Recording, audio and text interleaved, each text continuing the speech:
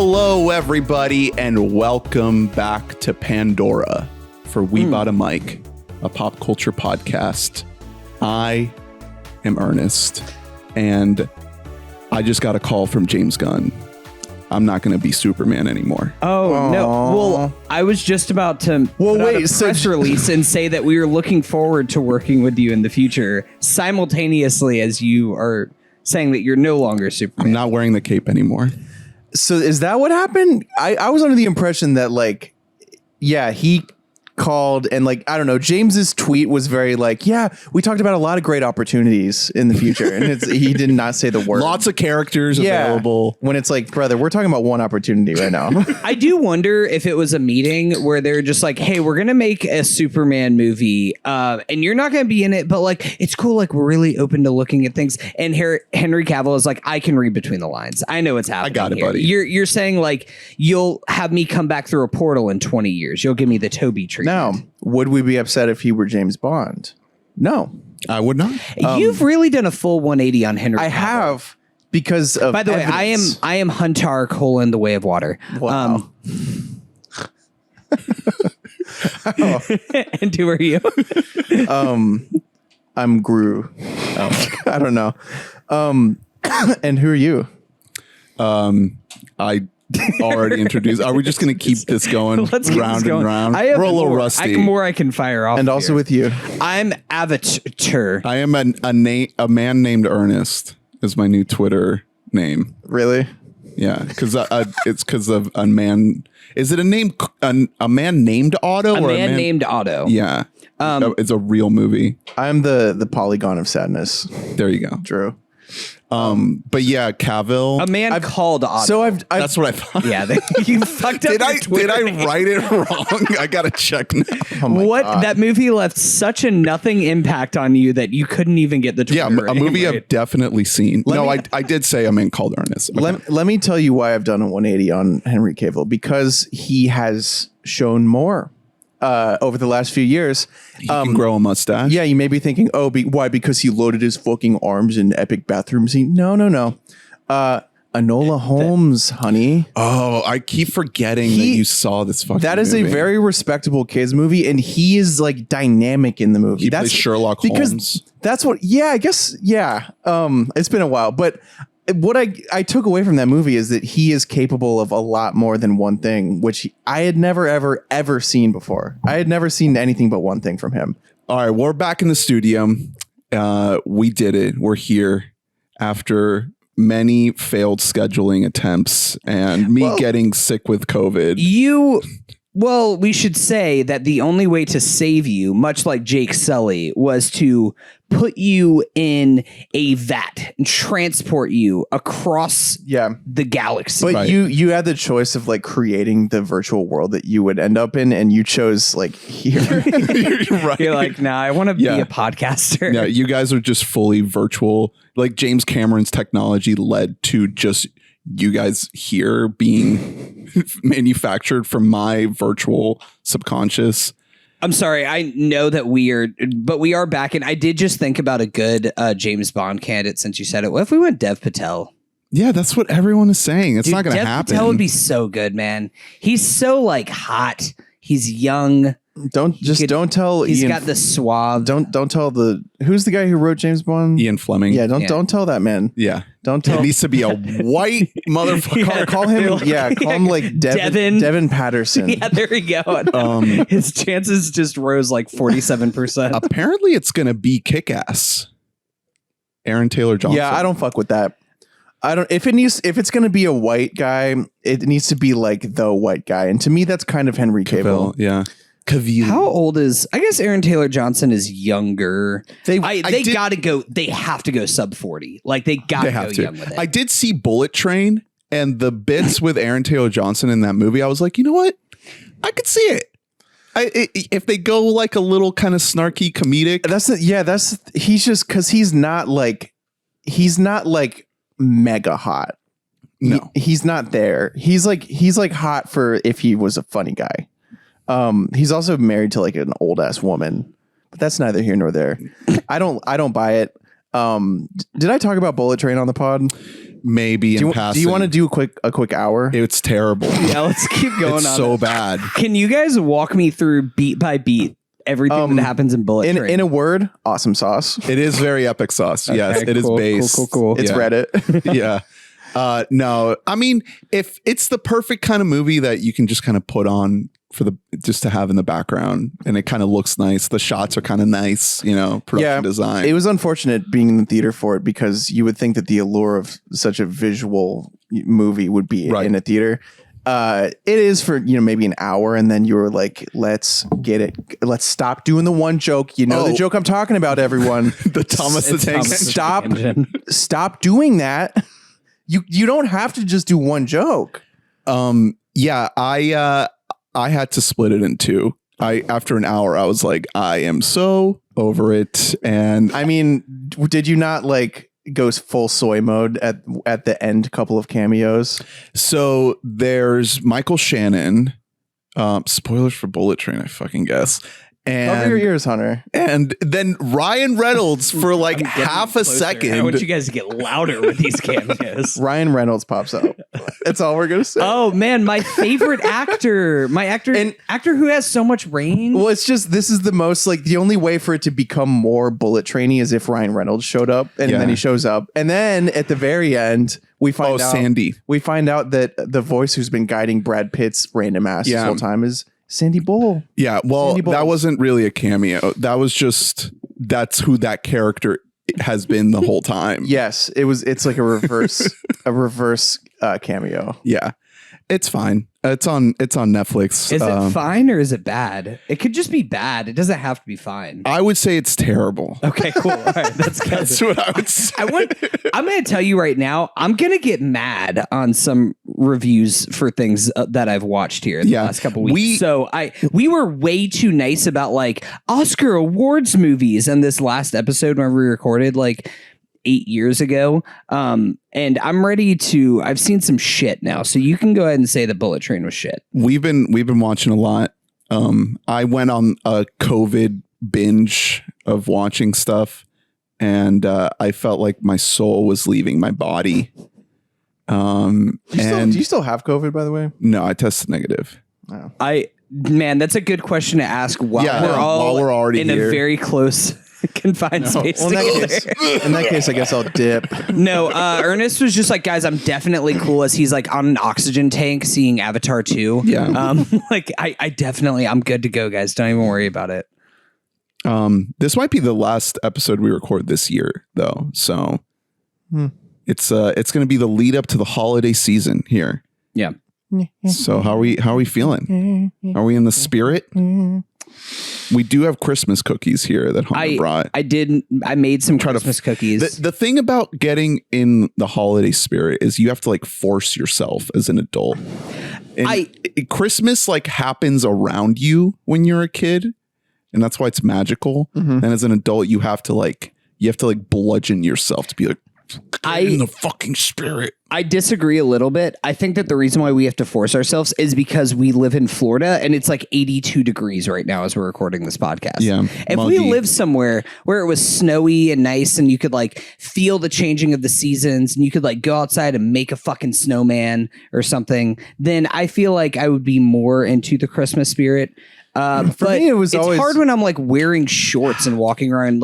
Should I go to the beach this weekend? And it's mid-December. Right. For me, it was all about the break, and the break's just not quite so fat anymore. It used to feel like a whole month you would get off of school. Luckily, I get a big break.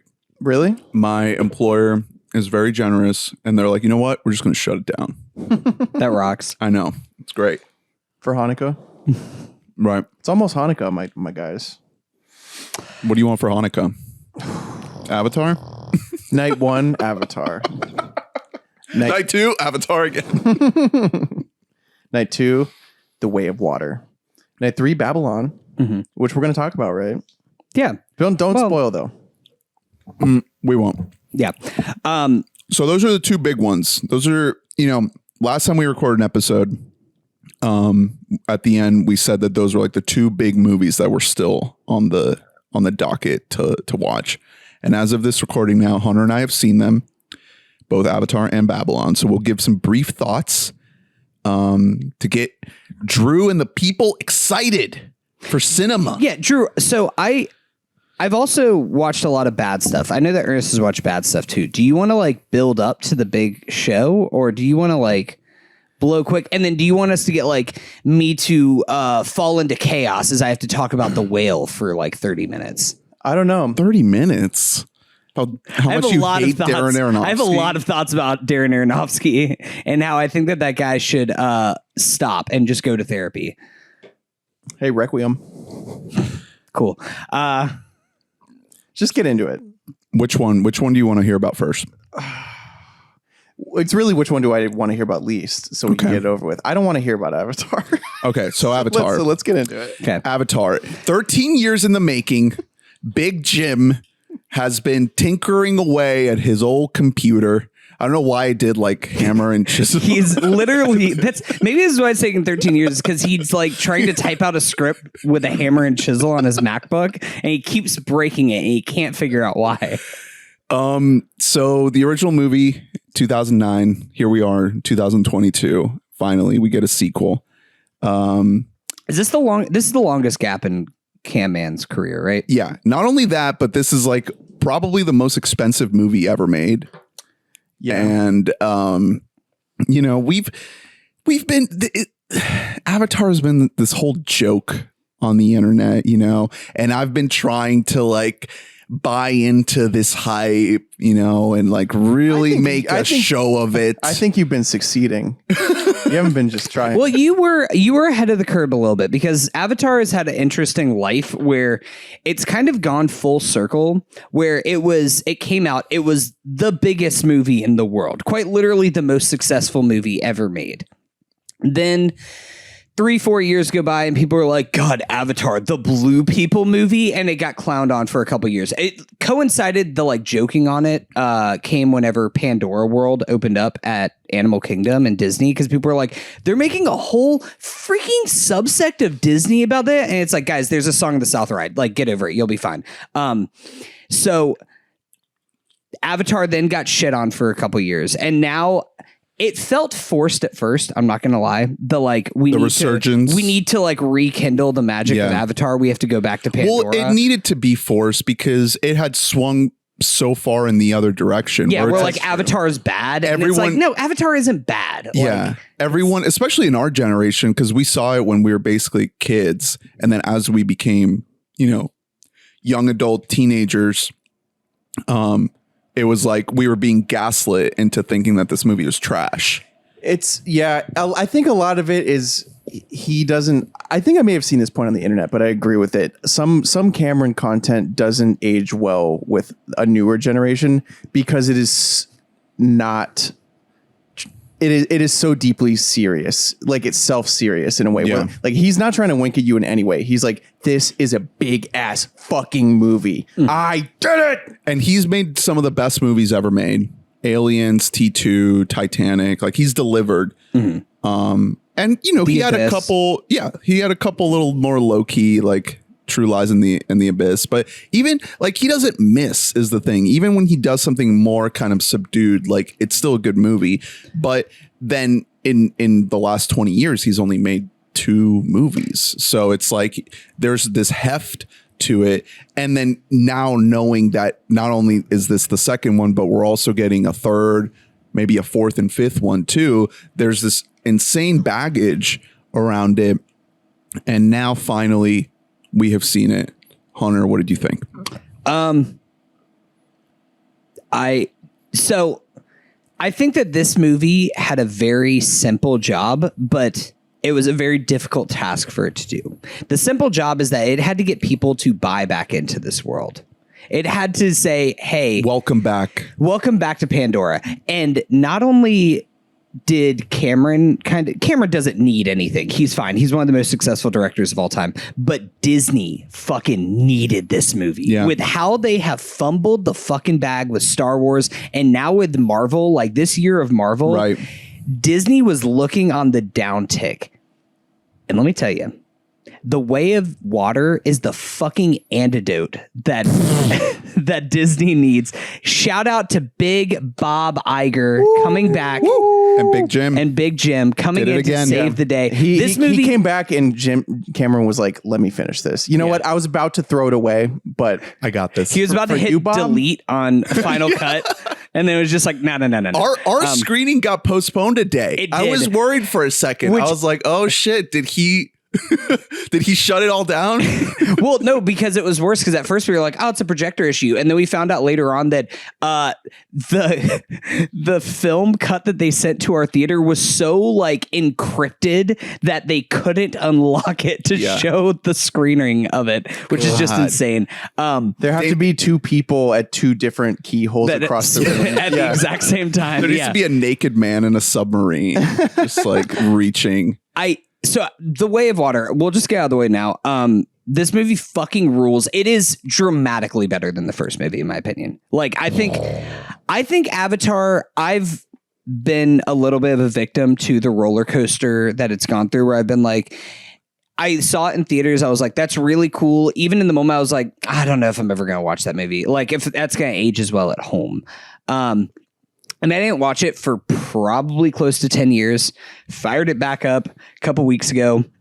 And it's really good. It's a very, very basic movie. It is a movie that is made for all people. And that's kind of the magic of Avatar is like that the lowest common denominator. Yeah, well, it's a movie that it's understandable regardless of race, regardless of ethnicity and where you live in the world, what your class is or anything. Avatar is made for you. And to the point where it gets shit because it's like kind of so baseline and so bare bones in its story, while also telling this like very convoluted, like if you actually think about the technicalities of like how this Avatar works, then, you know, whatever, you can dissect that to your to the ends of time. But The Way of Water, it is also a movie that's made for all people, but I think that it kind of delivers on the promise and on the magic of like what this world is better than the original film. I thought you were going to be like, now this one,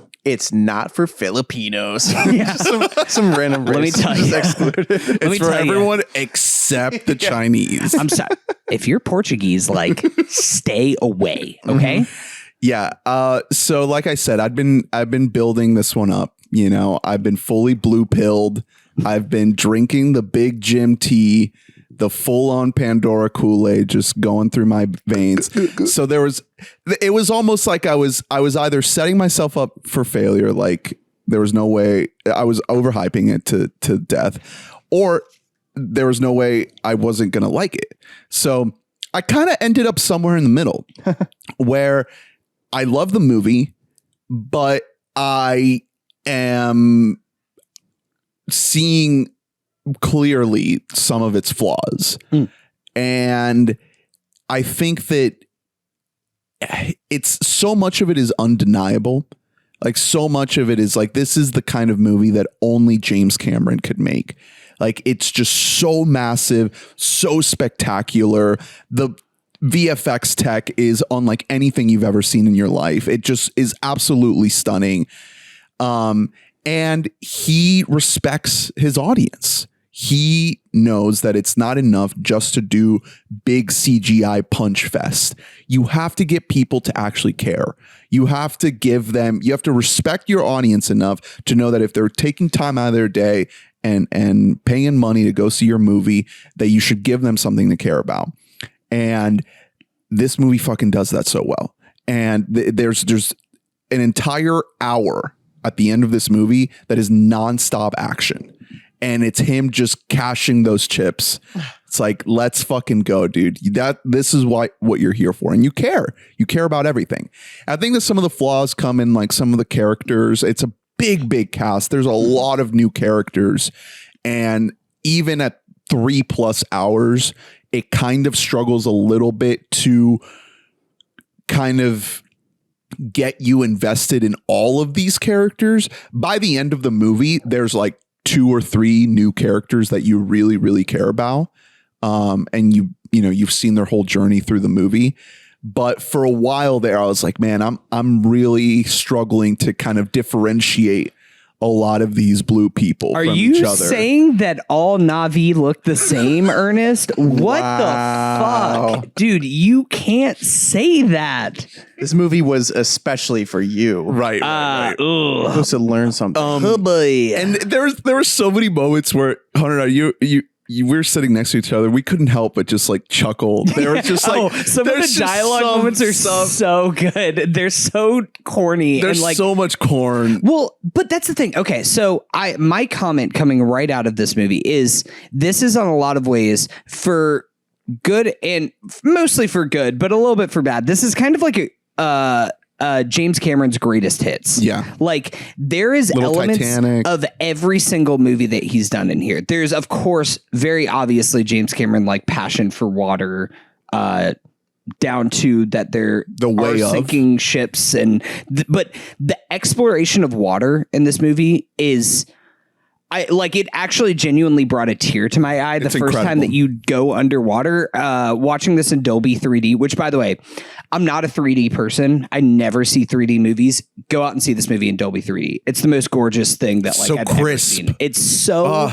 beautiful. It's like you can reach out and touch these sea creatures. But not in like a, whoa, I'm coming right at it's you a kind depth of a way. It's like you're in the Yes. tank. But going back to that, there's elements of course, the water that's throughout James Cameron's career. There's a lot of Aliens and Terminator, especially like T2 kind of vibes in here.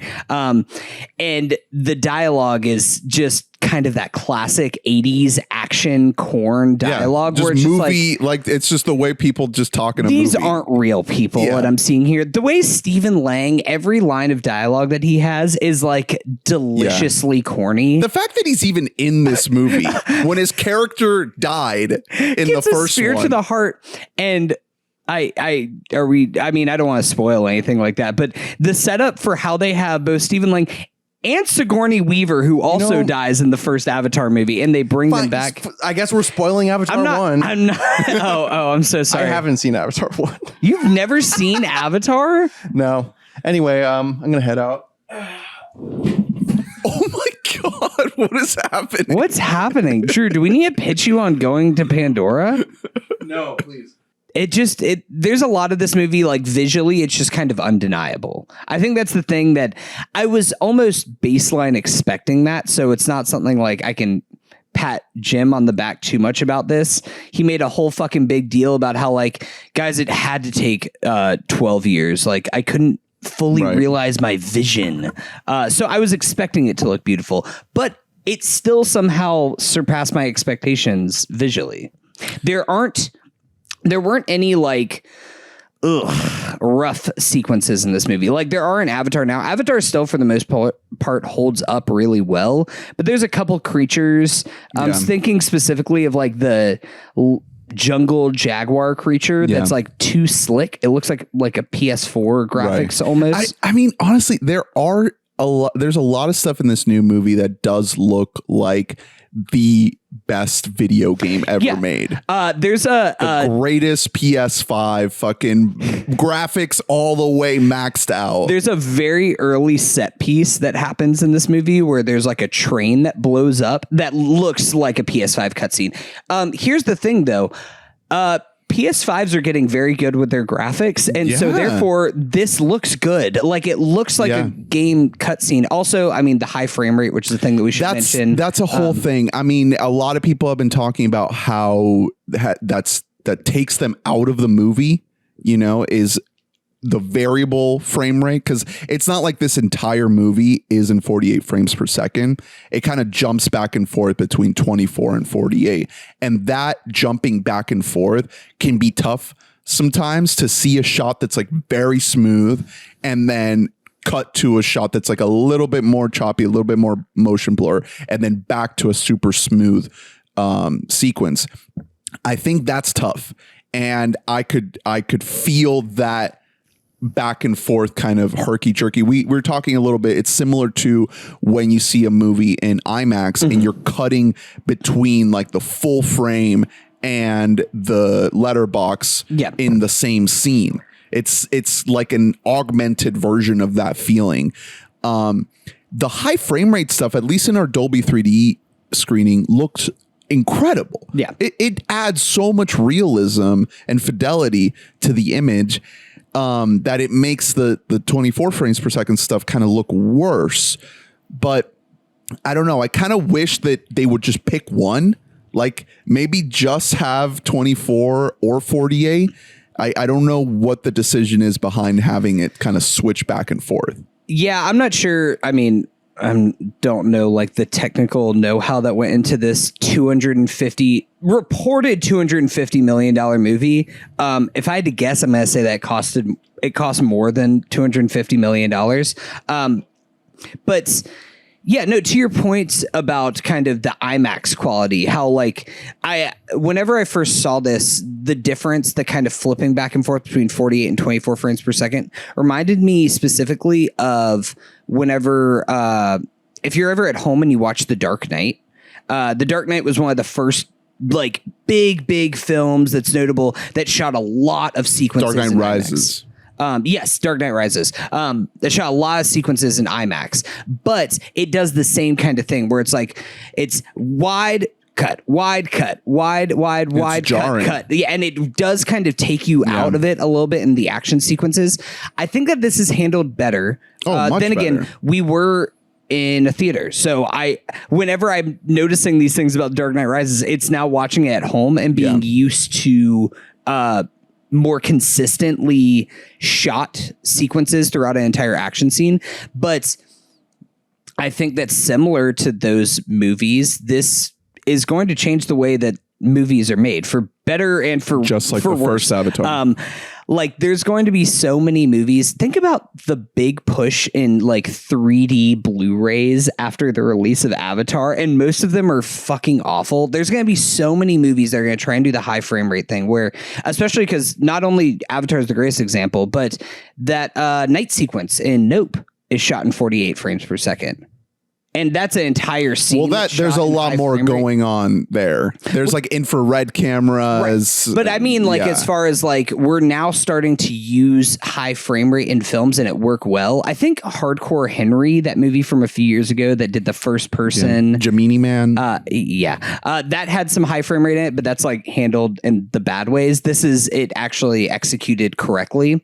And we're going to see a lot of movies that are going to try to use this style. The problem is, no one else is James Cameron. And the whole time while I was watching the last act of this movie, which like you mentioned is a giant whole action battle. It's fucking incredible. How cohesive and well choreographed it is. Yes. You can, if you look in the background of shots, you can see extras just like punching each other, like trying to do things. The entire the geography of it too, just like, you know, the good guys are coming from this direction, the bad guys are in this direction. You know, there's this structure and they're coming up on it, and there's stuff happening in there, and it gets split in half because like there's a lot of stuff happening in the daytime and then it kind of turns into nighttime. So you have this constant like dynamic movement to the sequence where you're invested, you're emotionally hooked, the stakes are there.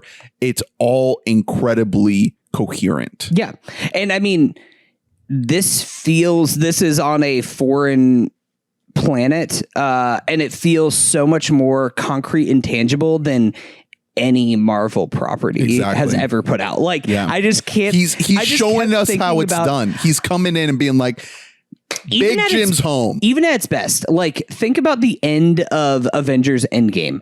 Put that movie on and look at the background. Don't look in the foreground at the characters that are in focus. Look at everything that's happening in the background. It's just red mush. It just all kind of blends together. Every Marvel thing just has this. Yeah, it all has this kind of flattening effect that there's no depth to it. This movie has so much depth. It has so much lived in. It feels so lived in, this world. And I think that that's kind of the magic of James Cameron, that this has the same thing as the first Avatar movie, where we do get a big old chunk of exposition right there at the beginning. And it does kind of, if you're going to cut anything from this movie, it's that we take 10 minutes off the top there. It's just more Avatar. It's a lot of like, all right, we're back in the floating islands. Yeah, it's again. very much 3 hours of a movie. The first hour is like, all right, we're just continuing the story, continuing these characters, setting up new characters in this framework. Second hour, we're introducing the Water Tribe. Which this is the third act is amazing, the action set piece. The second act is my favorite thing. I think that's like incredible character work. That is the thing where it's so much better character work than anything that's in the first Avatar movie. And it's because the kids are really fucking good. I think the smart thing this movie does is that I'm so sorry, Jake Sully. You are not the sole interesting protagonist of this story. We meet so many other characters that are frankly just much more compelling figures. Like mostly I mean, Sigourney Weaver is Kiri. It is a little bizarre to see the voice of a 70-something-year-old woman come out of a character that's supposed to be a teenager. That is very bizarre. Yeah, but you know, the best thing about this movie for me is as it slows down in this second act, it asks you to care about these sea creatures, and it introduces you to these whales. I don't know the fucking Pandora name for whale. I'm sorry, James Cameron. But there's this new resource. They're essentially like they're whalers. They're whaling is what the humans are doing. Goodbye unobtainium, your old news. Yeah. The new substance is this whale oil.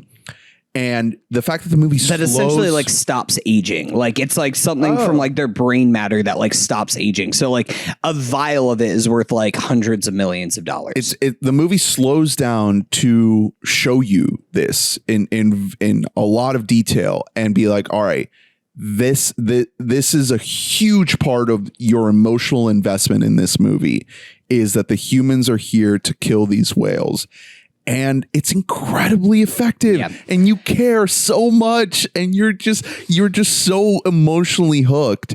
And going into this third act, that is like this hour of nonstop action. Not only are you invested in the family, in the Jake Sully family, but you're invested in these creatures and this world, and it's fucking great. That's Cameron just fully in his bag. It's just him just fully just like, good. We're also going to have an anti-poaching plot line in my movie here. He's just the best, man. This is just, this movie just kind of gave me that great blockbuster feeling where I was just like smiling for so much of this movie. I was just like, this rules. A good blockbuster makes you dumb. Like when you're watching it, it makes you just go like, I cackled at some dumb lines. That's how we were. Also, like, who cares? That's like, what Top Gun did. Yeah.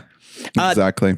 This movie doesn't handle the kind of the dumb monkey brain in the same way Top Gun does, but that's because James Cameron is trying to fit in more ideas in here. And if anything, there's a little bit of like, is this movie two movies kind of sandwiched together in one? Because we have to like reintroduce you to the world and also introduce this whole other world. And I mean, it makes sense. You got to do a lot of shit. It's been fucking over a decade. So how do you feel about the next one? Well, that's the thing. I'm all in. I cannot fucking wait for Avatar 3. And that's why Avatar 2 is The Way of Water is such a success, is because like I'm back in. I saw a whale speak and they had papyrus subtitles. I'm fucking good, man. Subtitles? Papyrus subtitles to a whale. And I just started clapping in the theater. I was like, let's fucking go, James. And you're so just emotionally invested in these fucking whales, dude. It's so good, man. It's crazy. Another thing I can't stand is the placeholder posters for the next 3 avatars on Letterboxd. It's just A3, A4. Yeah. Pro tip though, you can rate those movies now. Okay, good. I just gave Avatar 5 3.5 stars. Okay, no, that makes sense. Did you hear about? So one of the great gifts right now is that we get James Cameron in press tour mode, which has just been such a delight. And he just does not give a single fuck. And he said that he received one studio note for his Avatar 4 script. And it was Holy fuck. That rules, man. What a guy. I'm so happy we have James Cameron back in our lives after 10 years. This fucking rocks. I'm imagining he got like a physical script back to him, and on page like 148, there's like a little red mark. This is Holy fuck. Avatar 4. Like, what are we doing? Like, is humanity still going to be alive? I know. Like, the future's just not real. The studio's like, yeah, have fun with those. I mean, they're coming out every other year now. Yeah, Avatar 3 wrapped? I know that it's like filmed, I think. The VFX are going to take fucking forever. Well, I didn't know how much, like, I didn't know, like, how long ago they finished filming Avatar 3, because of course, VFX take years on this project. Well, I mean, based on this movie, it really seems like they're setting up these kids to be like this massive story.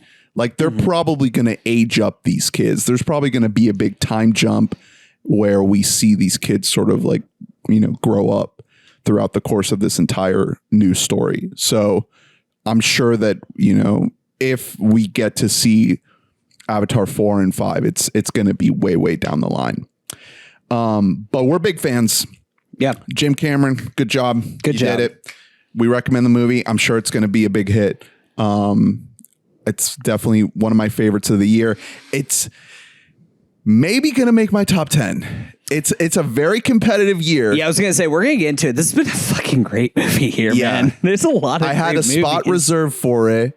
I saw it. I loved it. I'm like, okay, we'll see. Like, we'll it's see. between you and Black Adam for that last spot. Right. Hierarchy of power. So that's Avatar. Let's talk real quick about Babylon. We can't really get into it too much because this is still a few weeks away. Don't babble on. It comes out on Christmas, I think. I think In this limited? is a Christmas release. I think it's limited probably, Christmas wide. Yeah, in January. Yeah, like first week of January. It's the new Damien Chazelle movie. My most anticipated movie of the year. Coming off the heels of First Man, which was widely forgotten. Everyone just for fucking the real passed ones. on The that fucking one. real ones are out here and know that First Man is a incredible movie about tortured men. Will people pass on Babylon just like they passed on First Man? Not for the same reason. Right. No, not even close. The Academy absolutely will. I think that I don't know if mass audiences are going to dig this movie either. I'll speak for myself. I think this movie is like a borderline masterpiece. I think that this movie, it is like his second best movie right behind Whiplash, and I think both so of too. them are kind of perfect. Yeah. I don't want to overhype this because this movie got really mixed reviews. It's so different than anything he's done. It's closer to La La Land than anything because they're both about like Hollywood, LA, but in tone, it's like the ugly mirror image, the distorted, broken mirror image of La La Land. Yes. Okay. Yeah. No, I agree with that. But I think that it's kind of so hard to compare this. You have to go outside of Chazelle's filmography to compare this to things because this movie is just batting. It's playing a different song, to use jazz analogies, than anything that Chazelle has done to this point. Like it's just kind of. It's a comedy. Like, this movie's funny. And I did not think Chazelle was capable of making humor. I thought that he was just one of those guys where it's just like, I'm very serious about my cinema. I think that films need to be important and dramatic. And this movie is like had me cackling at certain points. It is. He basically says, fuck it. Yeah, it's so ridiculous. It is the most. It's almost like Damien Chazelle made a Baz Luhrmann film of just going all in on the ridiculousness and the just overindulgence and excess and every little thing. And that's going to turn a lot of people off, especially because this movie is 3 hours and 9 minutes long. And it's a lot of fucking movie. It's a lot of movie. Yeah. It's like this weird marriage of Wolf of Wall Street and Boogie Nights. Yeah, a lot of Boogie Nights. It's basically Boogie Nights. It's like if you take the plot of Boogie Nights and transpose it into like the Roaring 20s. Yeah, LA. late 20s, early 30s. Yeah. So it's Margot Robbie, it's Brad Pitt, it's this new guy named Diego Calva, who's pretty much the core of the movie, the lead of the movie.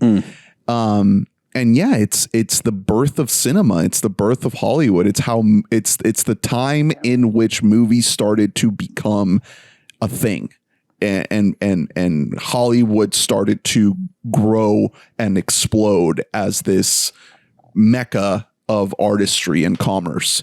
And there's things that this movie does that I don't want to give away that really blew my mind. Like there are things in this movie that I was just like ready to stand up and fucking cheer in the theater because I was just so gobsmacked.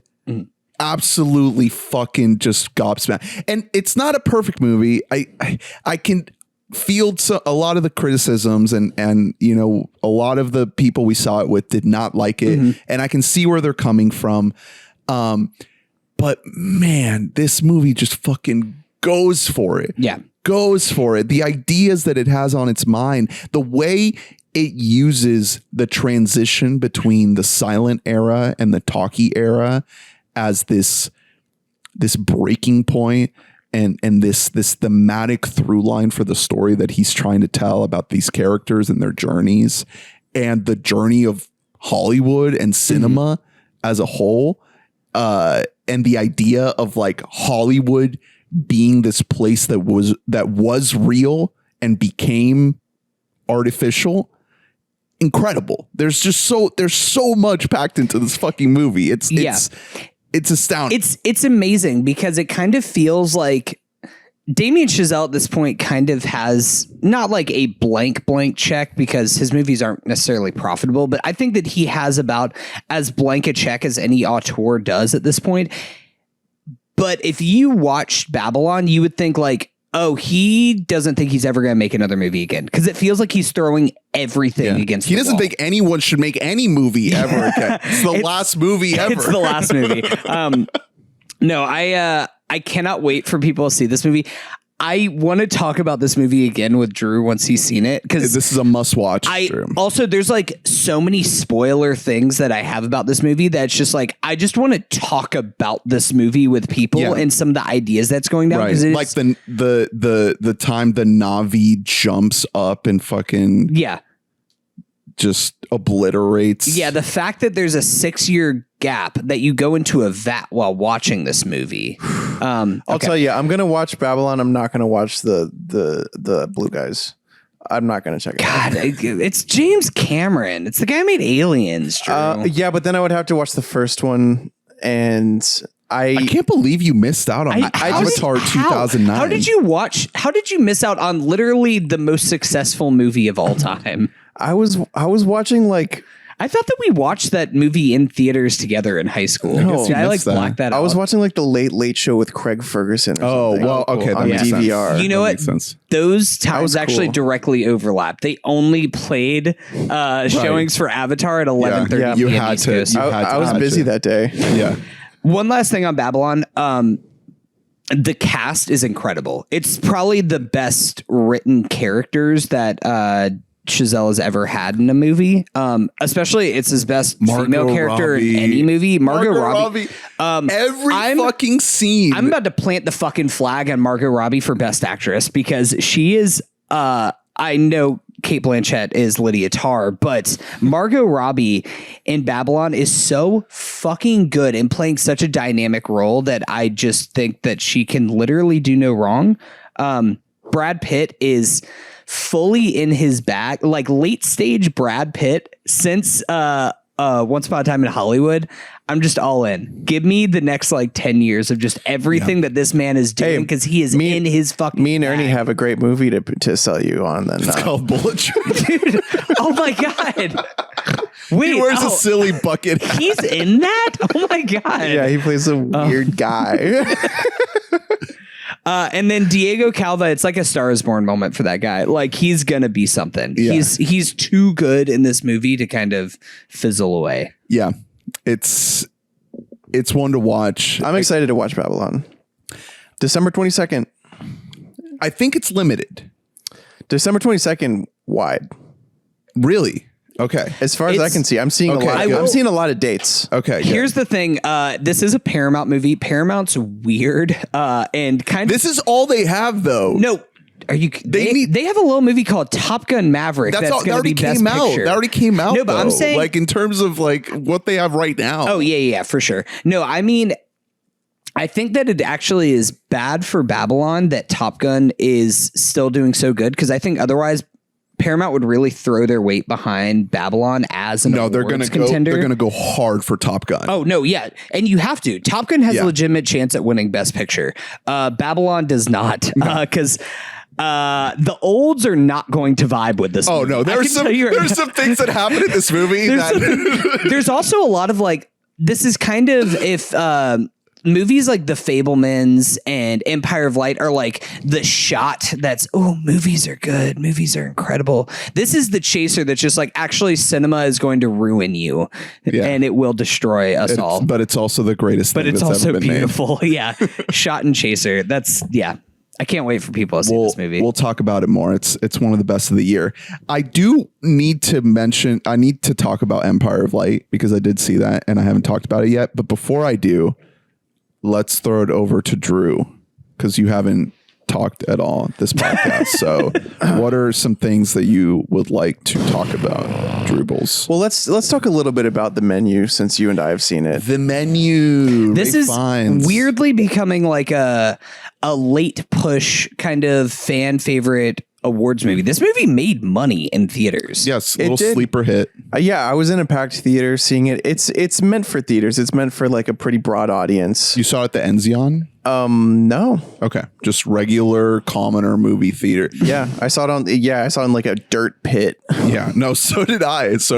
I did not peruse the local art house. This is where this movie is meant to be seen. Yeah, you're supposed to see it with the commoners. This is not an art house movie. If you are, you will die. They will murder you. That's a good point. So yeah, this movie is, you can summarize a lot about the movie by just describing the trailer. So it's not, I don't feel like we're spoiling to say that it's starring Anya Taylor-Joy and Ralph Fiennes and Dan Stevens, who I'm a big fan of. And it's like a weird horror comedy hybrid. Wait, are you thinking about Nicholas Hoult? Oh, fuck. Shit. They are two Brit boys. One of them is the Beast. Fucking British people. One of them is the Beast, and the other one gets cucked in The Favorite. Yeah, Nicholas Hoult is like the loser brother of Dan Stevens. Right. Nicholas Hoult rocks. He's a great actor. He's very funny. He's hilarious in The Favorite. He's hilarious in this movie. He's really I love his character. He's really, really funny in this. This is a funny movie. It's very straightforward in what it is offering you. And if you are interested by the trailer, then may I offer you the movie? You know what I mean? Although I did feel like the trailer was selling like a cannibalism movie, kind of. So I had that thought while I was watching this movie, is that I was like, is this take a horror turn? It doesn't. It's not about, they don't eat the people. It's definitely not cannibalism. It definitely takes a scary turn. Like it's I wish it had gotten scarier, to be honest. Right. It kind of just stays in like a mid-movie feel throughout, like through the end of it. Yeah. And that's where it sort of lost me a little bit. But all things considered, it's still it's like worthwhile. It's worth watching. It'll be good to watch at home. Right. It'll be, whenever it hits streaming, it'll be a super solid night for you. You know what I mean? It doesn't become like an intense horror movie. So you can. It explores themes that are, very hot right now to be explored in, Well, it's directed by Mark Mylod, who directed a bunch of Succession episodes. Yeah, exactly. So it has a lot of that, and it has a lot of like class exploration. It sort of only engages with those ideas on a pretty shallow level, I guess. I don't know why. I don't know. Maybe I'm just not being fair in what I expected of it. You know what I mean? Like, this movie doesn't need to go super deep in order to be successful. It could have, though. It could have, and I was telling you guys earlier, I couldn't help but compare it a lot to Triangle of Sadness, which is another sort of very dark comedy that explores themes of class. Yeah. And that movie has only aged better and better in my head as I've separated from it. There's not much to think about twice with The Menu. Yeah, it's what you think it is, unless you think it's cannibalism, in which case it's not, at all. It's good, though. In which case, may I recommend to you Bones and All, which is a cannibal movie. Did you see that? Yeah, I did see the Bones and All. Good. The real thing to talk about with it, though, is Rafe. I have a big bone to pick because it is revealed in the last chunk of the movie that he is supposed to be a Midwestern fry cook. Ray Fiennes is the most English fucking person in the world. That's true. They're like, he's not from the American Midwest. Hey, can you be Ralph for this one? Can we call you Ralph Fiennes? Ralph Fiennes. That much is fair. I wouldn't blame him necessarily for his guys. It's insane miscasting. I was like, what are we doing? It's the thing is it's once you book him, you rewrite. Yes, please. because you can't recast. He is the whole reason to show up and watch this movie. Right. He is so good. He's dialed up. He is broadly comedic and also tragic. He plays his guys up. I'd imagine the same way he does in Grand Budapest, where he just has this inherent emptiness in his face, right, while still being really expressive. It's a perfect face for a lot of roles that an older man can play. Yeah. He's phenomenal. He's fucking phenomenal in this movie. And his character is linked inherently to the overall mystery of the movie, because the main setup is this kind of high-end restaurant that's on an island, and all these rich people go to eat there, and he's the chef there, and essentially like something weird is going on, and as you discover what that is, you also discover who he is and what about him has led him to make the decisions that kind of move the plot along. And that's a pretty intriguing premise for a movie, especially if like you're into this idea of high-end food culture and it works as a metaphor for just art in general, pretentious art and cinema, whatever analog you want to assign. Would you guys do this? Would you guys go to like a little Drew, you're the biggest foodie out of the three of us here. You're the one who's always like, what if we get to this new tapas place? Would you do this? Would you go to like an island just specifically to eat some food? The lesson that this movie teaches you is that is all bullshit. It's well over $1,000 a seat at this in this particular instance. I wouldn't spend that on I wouldn't spend that to like save someone from like human trafficking or something. You know what I mean? Like I wouldn't spend that on anything. Much less can I. However, yeah, they do a good job. It's almost I think the filmmaking is supposed to balance out the takedown of food culture, because you are looking at very interesting and like well put together dishes. Yes. And that's supposed to be the part that makes you, at least, because I don't think this movie wants to tell you that like high-end food is just dog shit and you deserve to kill yourself if you like it. Right. There is a lot of that in the movie though. There's a lot of like, yeah, isn't this all fucking dumb, and it's all posturing. Yeah. Well, you find out throughout the course of the movie that these specific people are there for a specific reason. Yeah. And the chef does care about his craft in an artistic way, like a deeply artistic way. And so he is insulted by each and every one of the people who have attended this. Yeah. And they will meet their untimely demise. Does the food look good? Like on a scale from 1 to Ratatouille, how scrumptious does this fucking food it's all look? Shit that you would look at and be like, wow, I would be really hungry after eating. No, dude. Some of it is. Oh, there are man, some dishes. There are some dishes that are just like that's not even food. Exactly. Yeah. Like that's It's the like- most pretentious bullshit I've ever seen in my it's fucking so life. over the What am I top. supposed to eat? A fucking rock? A twig on a rock? What the fuck is this? It's like way over the top, like stupid food. You know what I mean? And then, you make a burger and the burger look good. I love that. Look greasy. I wanted a cheeseburger so bad. Yeah, the burger looks phenomenal. Yeah. Anya Taylor-Joy, I'd say serviceable. She does a good job. I wouldn't say she's like levitating above the movie. She came in and did her thing, and it's always good. She did her big eyes. Yeah. It is cool seeing her go up that- against Ray Fiennes. Like that's a good pairing. It is. I feel like that's why people are going to see this movie. Just on the idea that it's like, oh shit, it's that girl and that guy. I went Same for- it's like an movie? old school and new school kind of thing. I showed up for John Leguizamo, who does rock. Yeah, He rocks. He's solid. Oh man, He's I love funny. Leguizamo. He's good. I like his part. I like him. There's in the guy movie. from Broad City. Yes. I always forget his name. Chipmunk looking guy.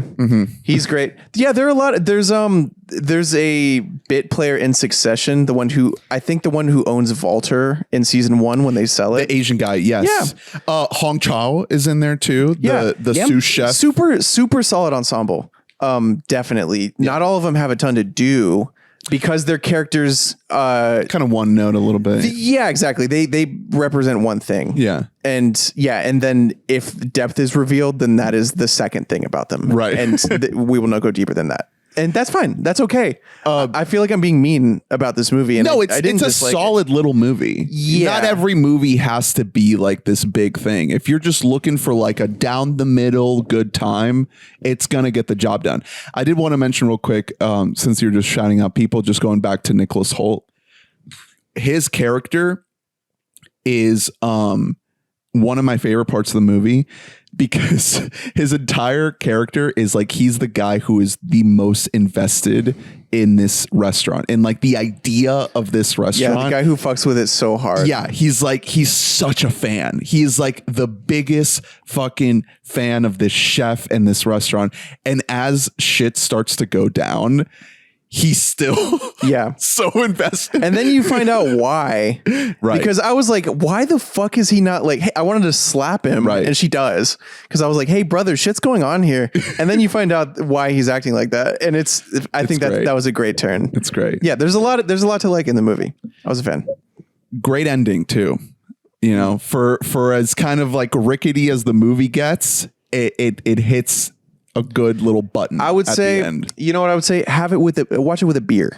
You know, Yeah. watch it with a brewski, a wine. Is that why? Do you think it would be like a good home movie? It's like you're just Yes, hanging out. It's chilling. like a date night. You like dinner Yeah. and a movie. At Maybe home, and take you're like, oh, notes on just some of throw the on a menu. recipes, you know, have a Yeah, chat. okay, there you like, go. oh, could we do that? Yeah. Oh, let's make an emulsion, honey. I'm always trying to do this with Guy. I'm like, Guy, if you just bought me a blowtorch, imagine what I could do with that. Wait, now I need to know if Rin actually wanted to make any of the dishes in this movie. No. Okay. Nothing stood out as like, oh, that could be a fun date night. No, because she works at a very high-end nice restaurant that makes like very like solid food, Right. you know, like edible dishes of food. So it wasn't hitting. It looked nice. Oh, did she not like the movie? No, she loved the movie. Oh, okay. I was actually lower on it, but I think it's just because I've realized farther and farther from Triangle of Sadness, I love that movie. I think it hit a lot of notes that I want from any movie that's going to try to explore a rich people takedown. Yeah. Which is a lot of movies the last couple of years. And, yeah. and moving In the forward. post-Parasite world. Rightfully so. Yeah. You know, like that's ripe territory. What if rich people bad? Remember that movie, The Hunt, guys? Where it was like, what if rich people hunted poor people for sport? It was Damon Lindelof. Yeah. Try to forget about that. Yeah, no, I know you want to forget about it. I won't let you. Well, sounds like Triangle of Sadness is a lock for Drew's top 10. Hey. Is something else a lock for our top 10? I don't know what you're teeing off to. I could pitch you things that definitely aren't a lock for my top 10. Do you have something in mind? You're queuing up. I'm not picking up what you're putting down. We normally have an outline that we're working off of a little behind the scenes. Normally is a strong word. Okay. Well, sometimes we have an outline that we're working off of. We're just going fully shooting from the hip here tonight, folks. So, okay. So hold on. What do you have that's a lock for your top 10? We have to talk about The Whale at some point. All right. So, I can go ahead and tell you that The Whale is definitely going to be a lock for the worst 10 movies that I've seen this year. You don't like, well, you hate Brendan Fraser famously. So here's the thing. Brendan Fraser and Hong Chow save this movie from being unwatchable. I think that both of them are actually truly excellent, and in a way that I'm not mad about any plaudits that they are getting, especially like Brendan Fraser is doing. It's such a physical performance, but it's very sensitive in a way that Brendan Fraser has this kind of sensitivity to him that's makes him such a great movie star, especially in the late 90s, early 2000s when he was really at his peak. And so I'm so happy for him, everything that he does. What I learned while watching The Whale is that I just don't fuck with Darren Aronofsky. I think that Aronofsky is just not one of my guys, and that's okay. I'm happy for some people who like Darren Aronofsky. But for me personally, I don't think that every movie has to be the Bible. That's just a little quirky thing about me, is that I think that everything doesn't have to have an existential breakthrough of God good, but maybe church kind of bad. I did not respond with this movie whatsoever. I found this movie to be like, honestly, a little bit offensive at parts. There's been some really great pieces coming out about this movie since its release about how it's kind of setting like fat phobia backwards. It's very, very insensitive.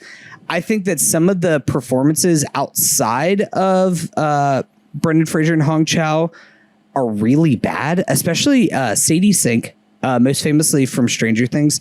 I'm not going to entirely blame her because her role is essentially to be the worst person that you've ever met in your entire life. She plays Brendan Fraser's kind of estranged daughter who he hasn't seen in 10-ish years or so. And she just like takes pictures of her fat dad and posts them on the internet. Is like, look at my fat piece of shit dad. He should like fall over and die, shouldn't he? So what's bad about the movie? So this movie. Oh my God. What the hell? Dude, this movie's awful. I hate it. I gave it 2 stars on Letterboxd and I kind of want to drop it. This is what happens when you get famous for doing art house in your 20s. That is simply too young to get a head that big. No, yeah, because the thing is, Darren Aronofsky, he doesn't believe in the word subtext. He has no idea what that means. Every metaphor that he ever tries to put in his movies is just fucking thrown in your face, down to the point. And this is one of the things that bothered me the most about this movie. So this movie it's called The Whale, and the metaphor kind of with the title is about Moby Dick. Fat guy. The reading of Moby Dick is like a 12-year-old's reading of Moby Dick. It's like Moby Dick is actually about big whale and ocean. And it's like, Jesus Christ, my guy, like you are so incapable of getting out of your own way whenever you are making one of these movies. This is not an Aronofsky script, but I know it's based on a play. Yeah, it's based on a play, and it has big play energy. It totally feels like something that was written to be like on one set. The whole movie takes place in a house. It all is on one set. That was one of the worst things about it for me. The movie doesn't move. It's locked into this one set, and you have this great performance at its core, but it's just locked. It's just stuck. And it doesn't get to evolve or move or grow. Like at least Mother was set in that house, but that house changed and moved and shifted and was constantly like evolving into different scenarios. And even though you were in that house, you really weren't. This doesn't do that. You're just in the same set the entire movie. And not to take anything away from movies that are able to be set in one location, because there's plenty. I'm sure I could think of plenty of movies that are set in one location. Like I had one in my top 10 last year, fucking Bo Burnham, Inside. Yeah. That's how you make a movie in one room and make it feel like you're in 100 rooms. This movie doesn't do that. And it just, you're stuck with this kind of lifeless script. But I was higher on it. I gave it 3 stars just because I felt like Brendan was giving a truly incredible performance, and he elevates it like higher than it otherwise would be. Yeah. But yeah, the script is just the entire movie. I was like, I don't care. Yeah. I don't care. Do you agree that Sadie Sink is like awful in this movie? I think she's like terrible. No, in this movie. It's not entirely her fault. I mean, this is the only thing I've ever seen her in outside of Stranger Things. So I'm not going to dismiss her as an actress. It's the writing, man. I don't think her character is just so bad. And I just hated everything that she was doing. I really hated Samantha Morton in this movie, too. Like, both of them are just playing it so hard. It feels like every line reading they're doing is that like 12-second clip that before you see like nominated for best supporting actress. Like every single line reading feels like they're trying to do the most. Do you think in the worst ways? Maybe it's because they were both like having to dodge Darren's advances during the entire time. Did you ever fucking think about that, you pig? Yeah. So it turns out maybe it's good that Aaron Aronofsky is not my fucking guy because he's a piece of shit. So do we think? So are we ready to say that Aronofsky is like lost in the Sosky? Like, yeah. I mean. Are you ready to say that? It sounds so I rewatched Requiem. Like I wanted to say that definitely, but I rewatched Requiem last month, and that the thing that struck me on this watch is it has a phenomenal feel to it. Like the pacing and the rhythm of it is what you come away feeling. Yeah, and it just like anytime it needs to cut, it cuts. Like it just has. I don't know. It has the feel of a great filmmaker. And sometimes if you have that when you're really young, it's really easy to lose that. Yeah. I haven't seen enough of his newer films to say whether or not it's just gone. I didn't hate Mother. I didn't like Mother. You know what I mean? Mother is bounds better than The Whale, I think.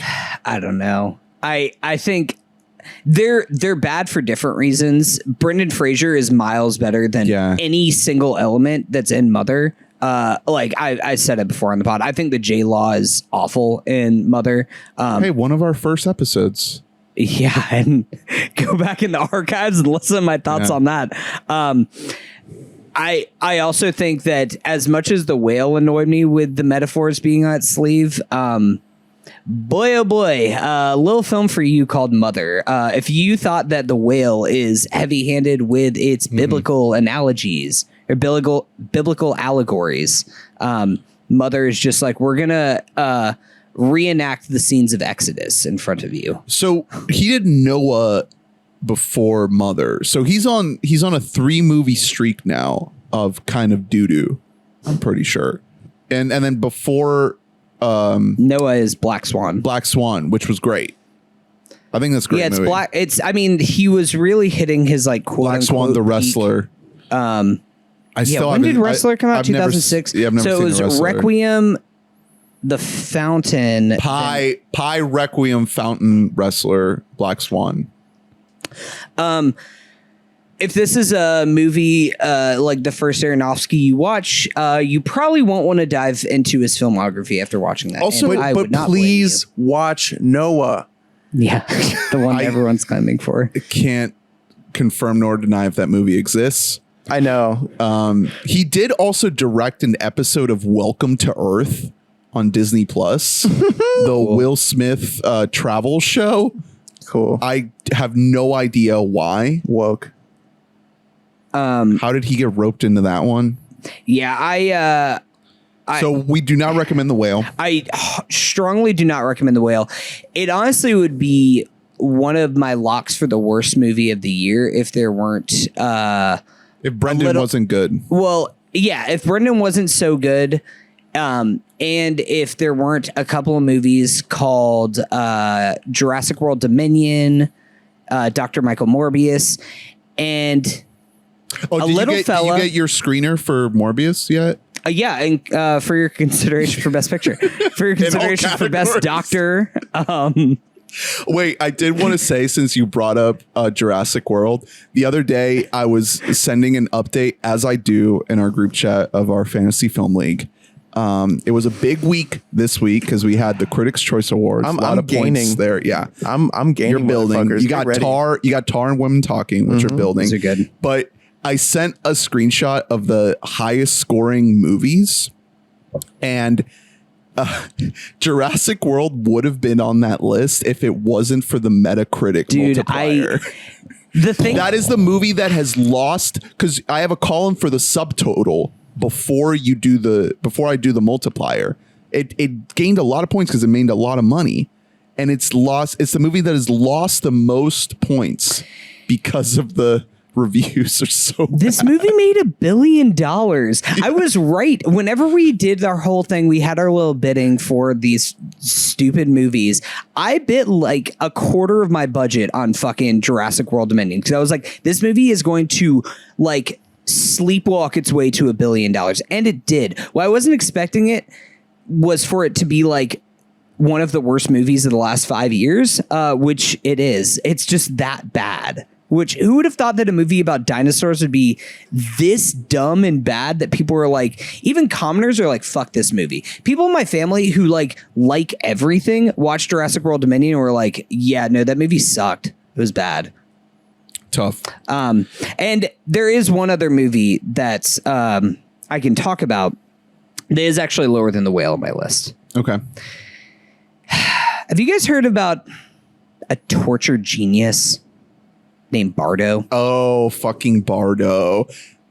Have you watched this movie yet? I did watch Bardo, yes. So fuck this movie, is my thoughts about this movie. There's a lot of tough shit in this movie. Fuck this movie. I hated this movie. I like truly despised everything that I was seeing on the screen. I was just like ready to walk out this movie and be like, Alejandro Gonzalez Iñárritu is a fucking hack. Yeah, well, you're not allowed to say that about Mexicans, so... oh no! I'm actually, you know what? However, Ernest is. Yeah, Ernie, you can say no. I'm actually not allowed to criticize him because he criticizes himself, right? Because it actually turns out that everything you said is actually in the movie. He's like that scene in 8 Mile where Eminem disses himself, so the other rapper can't. Exactly. So that's literally He beat your ass. that's literally what Bardo is. Drew, when I tell you that this movie, Hunter's getting worked up. It's Iñárritu. His name actually isn't Bardo. His name is his name isn't John Bardo. I'm calling him Juan Bardo, as friend of the pod Harry called him. This movie is coming out tomorrow as of this recording. A False Chronicle of a Handful of Truths. Bardo, False Chronicle of a Handful of Truths. So the whole thing with this movie is it is Iñárritu grappling with like, yes, I'm this genius, but like, am I even really good at my art form? Damn. It's all told through the eyes of this one actor, Daniel Jimenez Cacho. I might be butchering that name. I apologize. Who I think he's pretty good. I will say. He's giving a pretty solid performance. This is like the worst script that I've listened to in years. It is the most self-righteous, the most self-indulgent, pretentious shit that I have ever heard in my entire life. It is a fucking Kaufman movie. If you've never actually seen a Kaufman movie and you've only read like Spark Notes descriptions of what makes an Andy Kaufman or a Charlie Kaufman movie, I think this movie is just like unwatchably bad.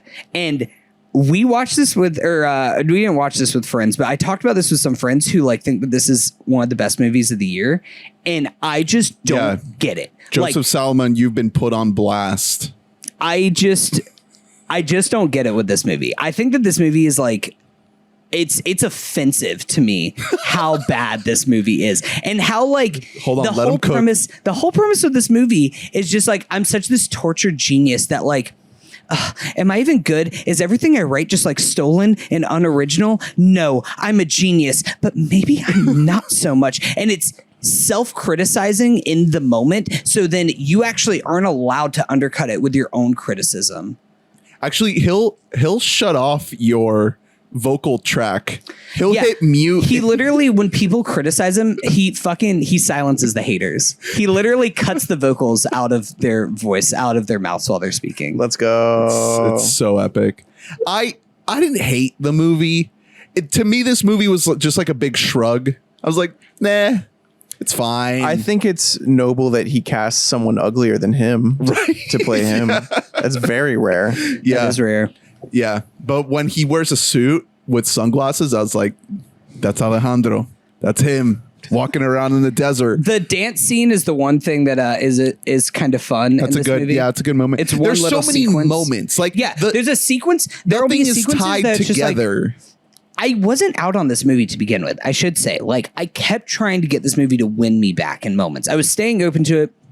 I actually have a lot of time for Birdman. I really enjoyed that movie, kind of despite some of its faults. Don't have as much time for The Revenant. We had fun watching that movie in 2014. Yeah, no, exactly. I We had a really lot of enjoyed fun. that We were in movie. it. I can see where it's listed. It's not. I mean, it's pretty like upper third-ish on my best picture ranking. Like I like that. Yeah, movie. you rewatched more recently. Yeah. Okay. It holds up not terrible in my opinion. The performances are awesome in that movie.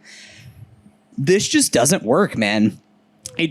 I don't think that like a single fucking thing of this movie works. I think that it's so overly indulgent in a way that is just like, this is the worst kind of thing that you can make when directors are out here. Everybody's trying to make their fucking passion projects, and everything that they've been like leading up to in their entire lives has led to this film right now. And like, when your instinct is this self-reflexive, defensive, like, oh, woe is me, I'm this tortured genius artist, like, dude, fuck off. Go to therapy. I don't care. I don't have time to watch your 3-hour like sob story about your 3 life. hours. Yeah. It's 2 hours and not quite- 45. Okay. No, It's 2:45. Yeah, it's really? 2:45. that's too much. Christ. No way. No way. Yeah, no, it's tough, For your little Netflix. especially when we have the Fablemans out this year, which is like in the same wheelhouse, and it's just done so much more like classically. The Fablemans is a movie. The thing about Bardo is this like isn't a movie. This Right. is just like a collection of just scenes and it's a false ideas. chronicle of a handful of truths. There's one sequence in this movie where I just completely bought out, and I'm gonna spoilers for Bardo right now. Just very minor spoilers. Skip ahead like 45 seconds if you just want to skip this part. It's the Kaufman scene. It's the scene when they are like having the on top of the pile of bodies, and then they call cut, and you realize that they've been on a movie set this entire time. And I said, fuck off. I said, like, I don't care. Chico, anymore. what? Well, yeah, that now that I think about it, that scene is like one of the scenes where you're just like, you're kind of on the edge of your seat a little bit, and you're like, oh my God, where's this movie going? What's it about to do? Yeah. And then it just like decides to do that, and you're like, oh, well, It's now I don't care. constantly undercutting itself in a way that's so frustrating. This movie was just a frustrating experience. At least whenever I watched like Morbius, I wasn't frustrated. I was just like, I was like bored at points, and then just like laughing at the like the idiocracy of It's it all. Bardo But time. this movie is just like, it's frustrating because like in vague theory, there's something here. There's some kind of concrete ideas here, and it just whiffs on every single thing. So I hope that this movie fizzles away into nothing. I really hope that the Academy and people do not watch this movie and it doesn't get a second push, because I have this gut feeling because directors and the Academy They love Inarritu. Love Inarritu. Yeah. He won back-to-back best directors. And I just feel like this movie is not going to disappear It's in the not way gonna that I die. want it to. And we're going to have to keep talking about fucking Bardo, False Chronicle of a Handful of Truths. And We'll see. I don't think I'm ready for it. I think it depends on whether or not Netflix wants to push it, because I think they're just going to go all in on Glass Onion, I because hope so. they Bardo's not happening and White Noise isn't happening. The Unfortunately. new Baumbach movie, which I also saw in the fucking middle of a COVID fever, had no idea what was going on. Hey, I watched it sober and healthy, and I don't know if I know what was going on, but I was like, I love this. So Bardo's not happening. So there's a couple things here, like going back to the Fantasy Film League. Like when we did that, I put Bardo on my list. I put White Noise on my list because those seem to be like kind of the consensus possible big hitters, and they both fucking fell so flat. Like my team is so cursed. That's the downside of getting a Netflix movie is Yeah. if you pick Netflix and you pick wrong, your movie just doesn't happen. Right. Like you just get like a 0. I mean, it'll be on the top 10 for like a week or two, but otherwise and then that's it. It's gone. Like you aren't getting the push at Right. least of like, maybe this will make $50 million. But it's interesting that there's a lot of movies that people thought were going to be kind of obvious players that are just not happening. And one of those is Empire of Light, which I wanted to talk about real quick. It's the new Sam Mendes movie. He, hit big with 1917 a couple years ago, and now he's back with his, cinema is important. His Fablemans movie, but it's not about his life. It's not a. Did you see this movie? No, I haven't seen It's not about his life. It's Olivia Colman, and it's about this woman in the 80s who works at a cinema, and she discovers the power of cinema, and she develops a relationship with a younger man that works there with her. And the movie, we saw it. The press screening for it was a while back ago, and it's just now coming out. We saw it like 2 months ago or something, but we're just now able to review it because it comes out this holiday. And man, it's just not it. It's just not it. I think Olivia Colman might be in the conversation for actress just because she's fucking Olivia Colman, the queen. She's amazing, and she's good in the movie, but yeah, it just didn't have any narrative momentum. It just doesn't. It never gets to a place where you just sort of like click into it to kind of feel it going. It just sort of like slowly wanders around, and there's some nice production design and maybe some good cinematography and score. Trent Reznor and Atticus Ross, and they're doing their thing. Oh, it's Reznor, Atticus Ross. Yeah. Is it better than their Bones and All score? Not even close. Okay, good. Their Bones and All score is fucking incredible. So yeah, I just needed to throw in my 2 cents in for Empire Light. Not for me. I think it is going to work for a lot of people just because it is sort of like this very kind of middle of the road movie about a cinema. It seems like a really good movie for like grandpas. Yeah. It seems like this year's Belfast. Yeah, it's just like, man, take like you and your grandpa just go into the movies and just watching Empire of Light. Pop a Xanax, pop an Ambien, like Jesus, whatever. take a nap in it. Clock into Empire of Light. I will say, I think that this movie is kind of dead in the water as far as award season goes. Yeah. I mean, things could still change, but the fact that this might be done. Margot Robbie got a nomination over Olivia Colman at the Globes, which we haven't mentioned the Globes because it's a dead award show that's airing their award show on a Tuesday night. Hey, Gerard Carmichael hosting. I'm excited. I love Gerard Carmichael. We aren't counting it for the sake of our film league, so I don't feel the need to discuss it here. But I think that this movie might be kind of dead. Coleman was the only hope for it, and the fact that she didn't even get a Globes nomination, and the Globes are just about like putting famous people on the screen. Feels like a little crazy. bit of Might be dead. The Whale might be dead. The Sun might be dead. The Whale won't. Brendan's gonna be running. I think Brendan still is. The gap is closed a little bit, but I'd still say he's the front runner over Colin Farrell. You know who won't be dead? Look what I got. The Black Rabbit. I got a little FYC box. You must have gotten one of these. Yeah, right? I have a different Funko Pop. So does Netflix does FYC mean for your children? Yeah. Yes. Fucking soy. So Netflix sent a Funko Pop in their Guillermo del Toro's Pinocchio. By the way, Netflix going all out on their 4-year consideration. So I'm cracking this open for the first time.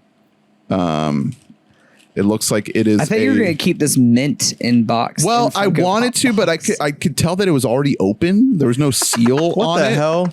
So They gave you like a refurbished Pinocchio. Well, maybe Netflix put like a bug in it to spy on me. I hope so. So they can hear what you have to say. Now about we have Guillermo del Toro's Pinocchio. Look at that little fucker. He's a little fucker. Honestly, it's a little freaky boy. And you know what? Here's the thing: is that Guillermo del Toro's Pinocchio? It's got a few little freaky boys in it. It's a great movie. I recommend it. It's a great movie. Okay. You into stop motion, Drew?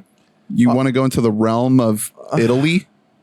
Of post-war, of during war Italy? Mussolini's Italy and see a little wooden boy. This guy is like, he is, I guess, in the afterlife. What is this? Like the in-between of life and death? Yeah, it's very the Bardo. It's very Beetlejuice. Oh no. Yeah, this is Bardo. That's oh my god. This is John Bardo. Is that John Bardo? No. Yeah, Ernie, you were a lot higher on this. I really, really enjoyed this movie a lot, but you're higher on this than I am. I love my monsters. So, yeah, preach on this. It's a beautiful movie. Mm-hmm. I mean, Pinocchio, we know the story. Wooden boy becomes a real boy. Seen it a million times. Never seen it like this. Never seen it this beautiful. Never seen it this kind of weird. And Guillermo-y, he just has a way of twisting things and making them strange and kind of convoluted in a beautiful way. Monsters. Not that the movie's like hard to follow. It's Pinocchio. I mean, it's the same story, but it throws in these twists and it throws in these kind of knots into the story that make it more interesting. And the stop motion is fucking beautiful. It's great. I do have two questions for you. One, is Pinocchio played by Pauly Shore? No. Oh. Two, is Tom Hanks Geppetto? Absolutely not. Okay. Absolutely right. Not. No. So those are two different Pinocchio movies that also came out this year. No. Guys, we have to do the Pinocchio versus Pinocchio showdown of the 2022 Pinocchio releases. GDT, Disney, Zemeckis. It's not just Disney. It is Robert fucking Zemeckis made a Pinocchio movie this year. Welcome to Marwin. And then Pinocchio: A True Story, featuring Pauly Shore, Tom Kenny, John Heder. Hey, Napoleon Dynamite. Yeah. It is a Russian film. We have to watch this movie. It has the best trailer of the year. Is this your pick for winning last year's film league? Yes. Is that we have to do all three of these. Well, you get one. You get one. We have to do. Come on, you have to do a Pinocchio v Pinocchio. Drew, you're into that. You watch bad shit. Not like that. It'll be fun. I want to be on my own. When I win our movie thing this year, you have to beat Gaia though. I think I can. The nominations are like weird. The tip of the iceberg is all we've had nominations wise. It's gonna be crazy. I'm gonna make you watch Noah. The Darren Aronofsky. Not Noah, but just Hunter. No, just everyone else gets scot-free. Yeah, everyone else has to watch. Everyone else watches like Top Gun again. Yeah, that's great. Wait, Drew. I just remember there's another surprise gift. Look underneath the mannequin. There's a black bag. No, on the floor. On the floor. There's a black bag. Grab it. Show everyone what's inside the black. Oh my god! Oh my god! What does the bag say on the front? Oh no! It's a Black Adam bag. I didn't even see that. Congratulations! It's a crumpled up Black Adam poster. Did you get that in the press screening for Black Adam? Yeah. A screening that I was going to go to, and I said, "Yeah, I'm good. All right, Ernie, you got this one." If I win the wager, I'm taking this. No. I'm taking this motherfucker. Ernie, can you take down all of your posters here? And can you photocopy this and fill the entire room? I want to go to work with like my shit in this bag. Just be like, hey guys, how's it going? Anyway. Wait. Pick up the poster again. Let's get a clear shot of that. That is the hierarchy of power. Guys, I forgot to tell you this. I'm going to tell you Spider. No, never mind. I'm going to tell you this live on mic. So there's this a newer guy that I work with at work. You can put the poster down. No. I've had enough. Hold it up for the duration of this pod. There's this guy that I work with who's just like Oh man, I heard you're like really into movies. You have a podcast and stuff. I watch a ton of movies. I was like, oh yeah, like what kind of stuff are you like? I He's love like, where this is going. dude, have you seen Black Adam yet? Yo! And I was like, First, the off rip is this first one. first one off the dome. I was like, what movies have you seen lately? You really dug. And he's just like, yo, dude, like Black Adam, like it's so much better than anything Marvel's done. Like it's just like, man, this movie is like That's his only frame of comparison. Yeah, exactly. That's what killed me. Because I was like, oh, you watch a lot of movies, huh? Cool, dude. It's like, man, this compared to Thor 4. Yeah. And that is the base that is going to carry me to victory in this movie. Oh, yeah. I forgot you Black have Adam on fucking you. Black Adam. Yeah, Well, here's the thing. That movie has made like a ungodly amount of money. So it made so much money that they had to lie to the press about how much money they made. Yeah, they had to lower it. They had to make it broke Avatar's record, and Disney bought out like all of the press in order to hide it. They didn't want James Cameron to find out. I should say one day I was really mad. I don't remember where I was. Oh, you know, I think I was going to go see The Fabelmans, and I was missed like the first like 45 seconds of The Fabelmans because I got stuck in line at the concession stand because everybody in the world was there to go see fucking Black Adam on a Tuesday night. Yeah, I remember that night. I thought you weren't going to make it. I barely did. I had to like sit next to some strangers. It was gross. Okay. Pinocchio. Oh, we're back on Pinocchio. It's good. Those are my thoughts on Pinocchio. Okay. No, I think that it's like really, some of the stop motion is like just so beautiful. Yeah. It's so well done. I like any issues I have with the movie aren't anything with Guillermo or the people. It's just like with the story of Pinocchio. That's why I'm pitching that we watch 2 other Pinocchios that came out this year because I love the story of Pinocchio so much. It's really good. I like it a lot. I don't know if I like it as much as Nightmare Alley.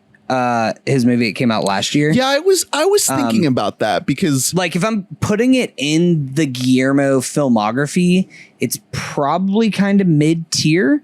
Yeah. Speaking of movies that have aged well, Nightmare Alley, the movie fucking rules. The movie rocks so hard. I always get put into these like kind of like head-to-head things in my mind where it's like I gave Pinocchio a higher score on Letterboxd by a half star than Nightmare Alley, but I think Nightmare Alley is definitely a better movie. So I should probably adjust the Nightmare Alley score. Do you get into this podcast is going completely off the rails. Do you get into the thing where you start comparing, like if you're making your best of 2022 list, you start rating things based on comparison to other 2022 films and not in comparison to like Citizen Kane? Because I do that. I have to catch myself. Do that, but no. I do that a little bit right now. I stopped doing that like I have like 10 movies with 4.5 stars that I know I'll come back to in like 9 months and be like, maybe I just drop a half star on that one. Yeah. I do that a little bit right now. Yeah. It helps keep things organized on my list itself. Drew, how's your list looking? You get to 10 yet? Succinct. It's looking truncated. Number 4. You should just stay dead silent, not say anything. Number 4 is like the worst movie I saw this year. And then number 5 is like Shark Tank. It's just single episodes of baggage. Black Adam. Just to put it on the list. Yeah. It can be you're like, guys, it's time to talk about Black Adam. My list will be my favorite frames from Black Adam. I'm excited. I'm ready to go.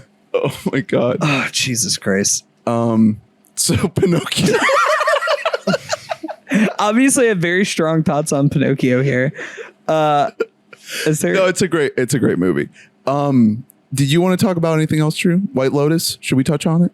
Do we want this app? Yeah, let's touch on it. Hunter hasn't seen it. No, I haven't, but I will leave you guys. Like, is that a threat? Is that a threat or a promise? I mean, go right ahead. Bye. All right. Okay, bye. Hunter's leaving.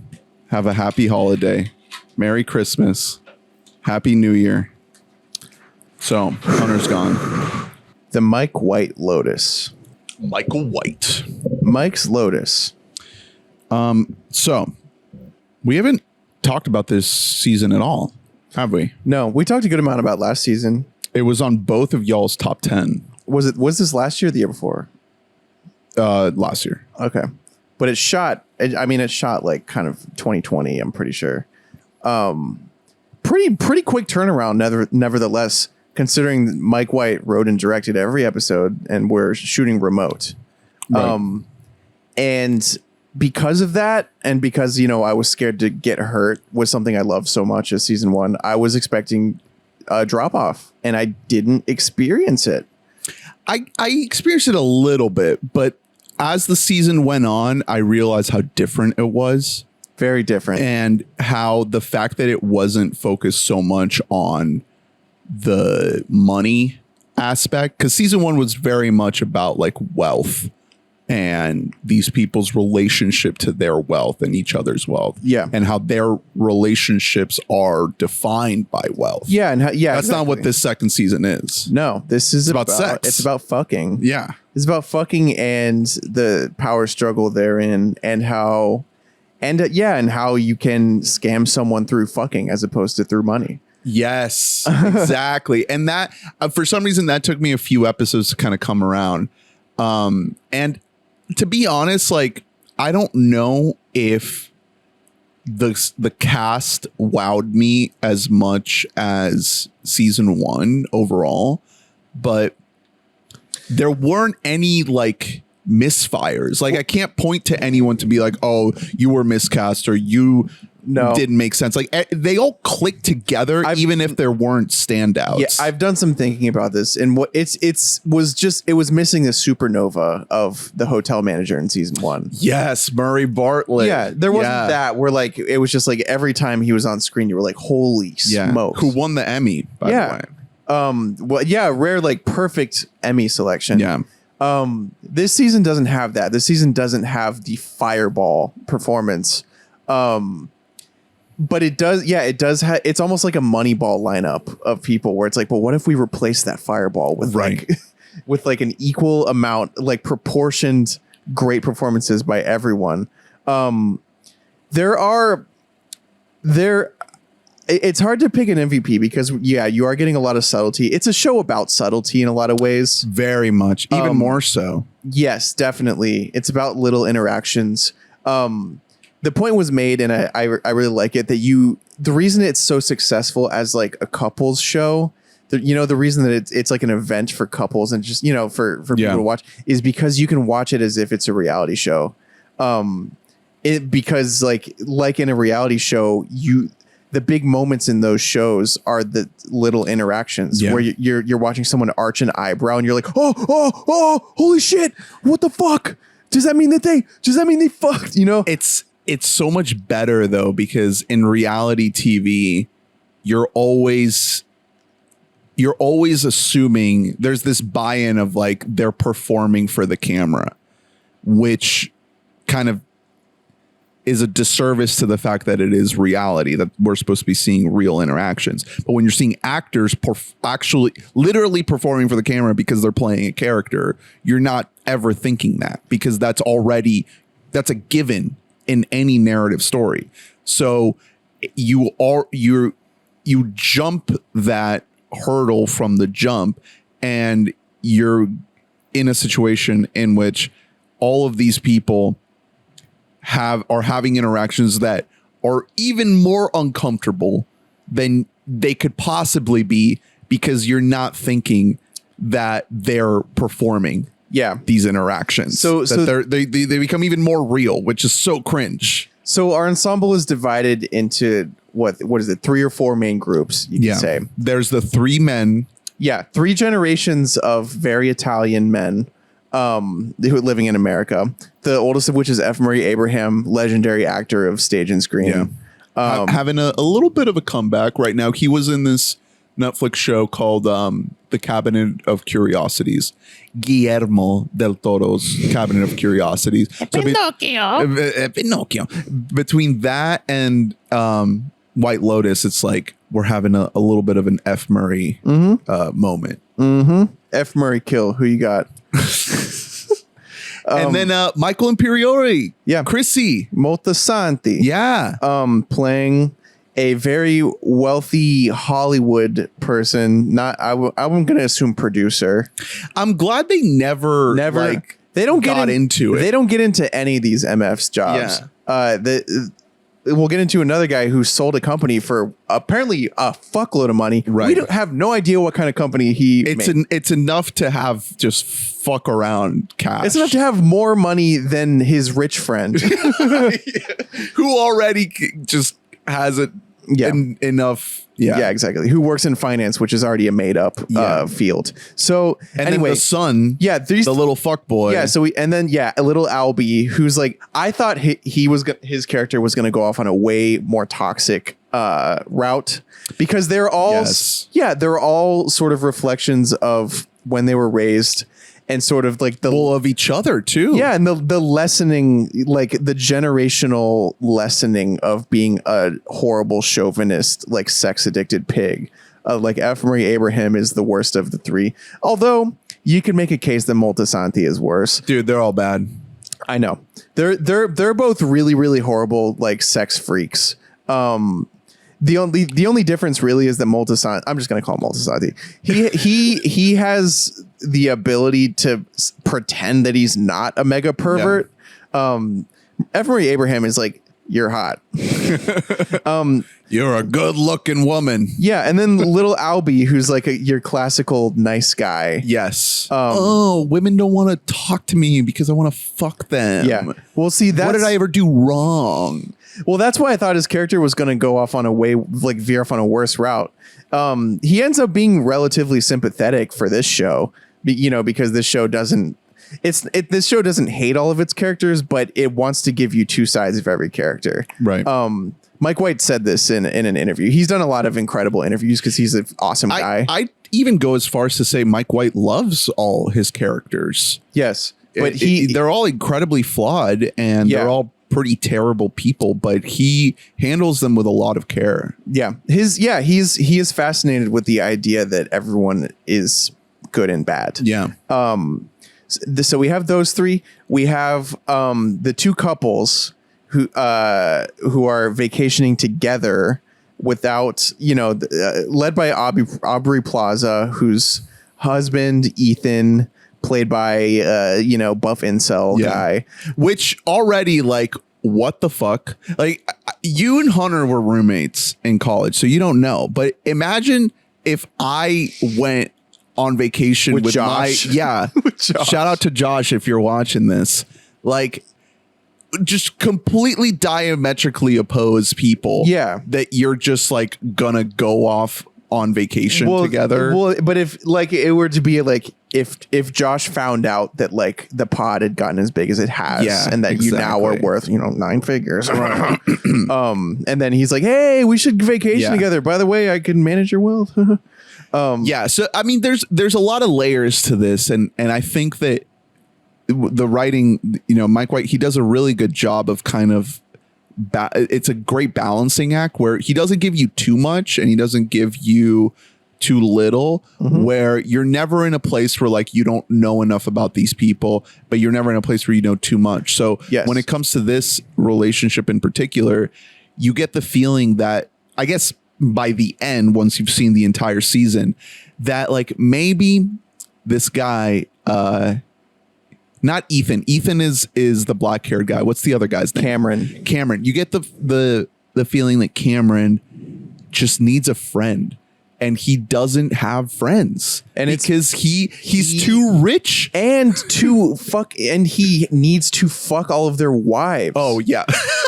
He is that too.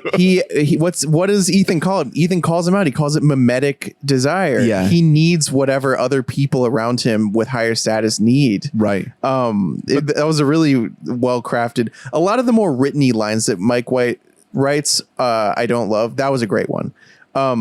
So you have these four going at it. By the way, Plaza. Yeah, Aubrey Plaza is a really good. She's close to an audience surrogate, not quite, but she is.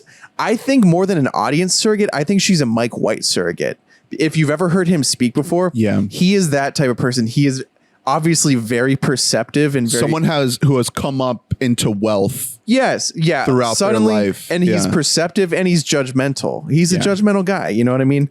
And so, yeah, we're seeing a lot of things through her eyes, though not entirely, because she is also, she's thorny. Like, she's not entirely likable, especially early on. She's really struggling to even pretend to be having a good time with these people. They don't have a good relationship. They don't. Yeah, she is not compatible with Ethan, and she doesn't handle it in the right way. Yeah, Ethan is like mega spectrumy, and he, he's a coomer.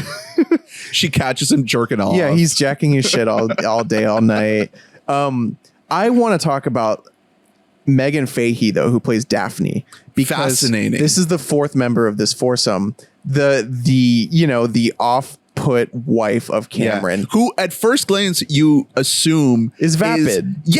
Like an airhead. Just the classic, unassuming, gullible idiot. And it's not that at all. No, and starting even late in Ep 1 and into Ep 2, you start getting, she's dropping hints and through her acting as well. She's giving you looks of like awareness and forlornness that you wouldn't expect from this character. And it's because no one is just pure empty. You know what I mean? And Megan Fahey, like after watching this, I was like if I'm giving an Emmy for this, I'm almost giving it to her.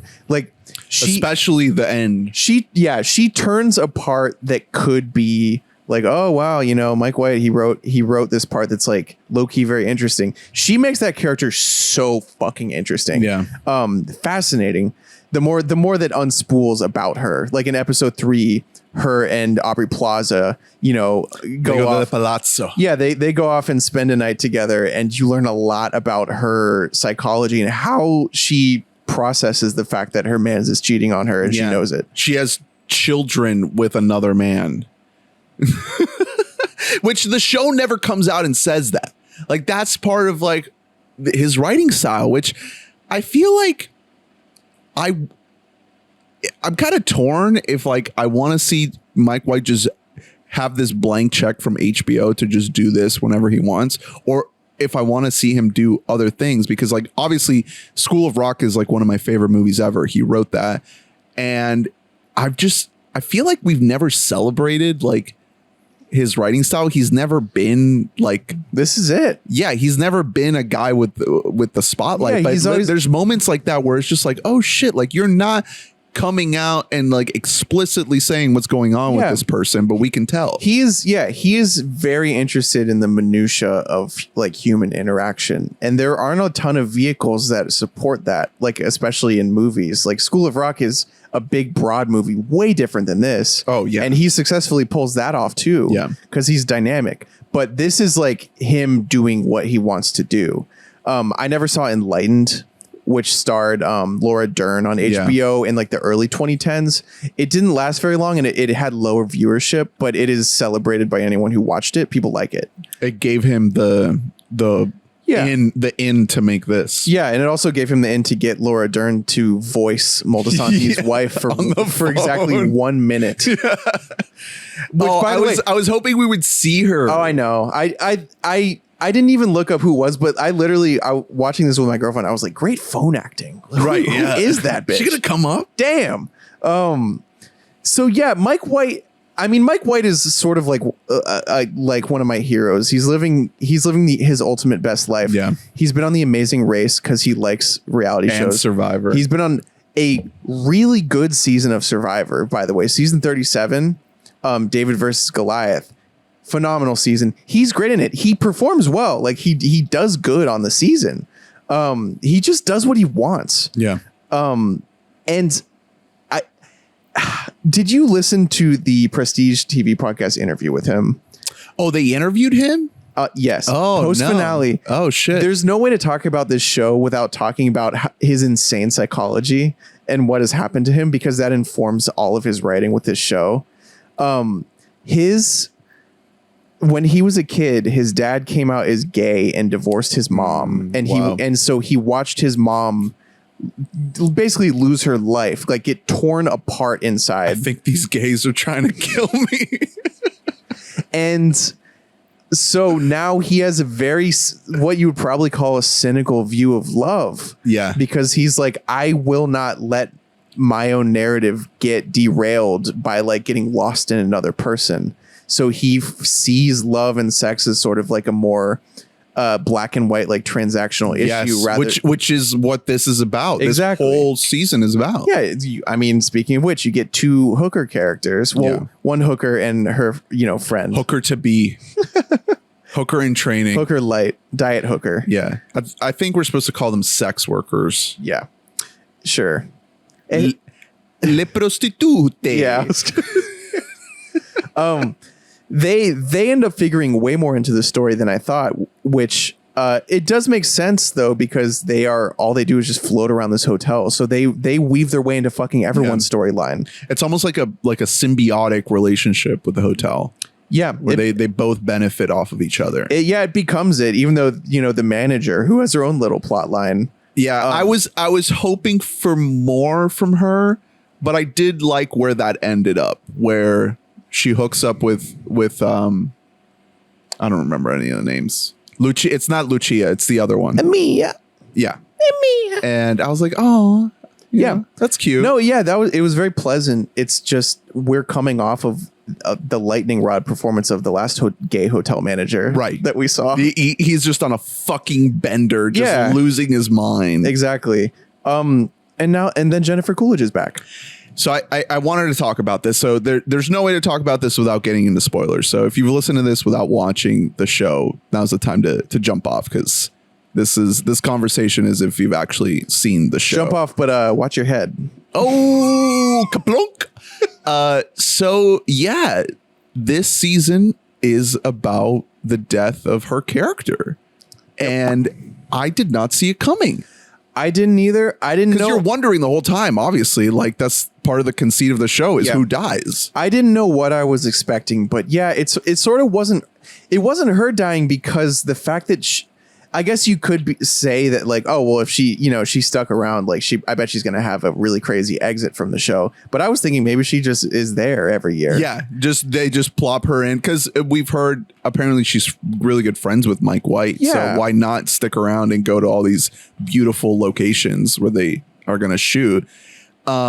But even hearing Mike White in the post interview talk about it in the HBO Max, like when you just let it play. Yeah. And he talks about how like that was the conceit of the storyline for her character.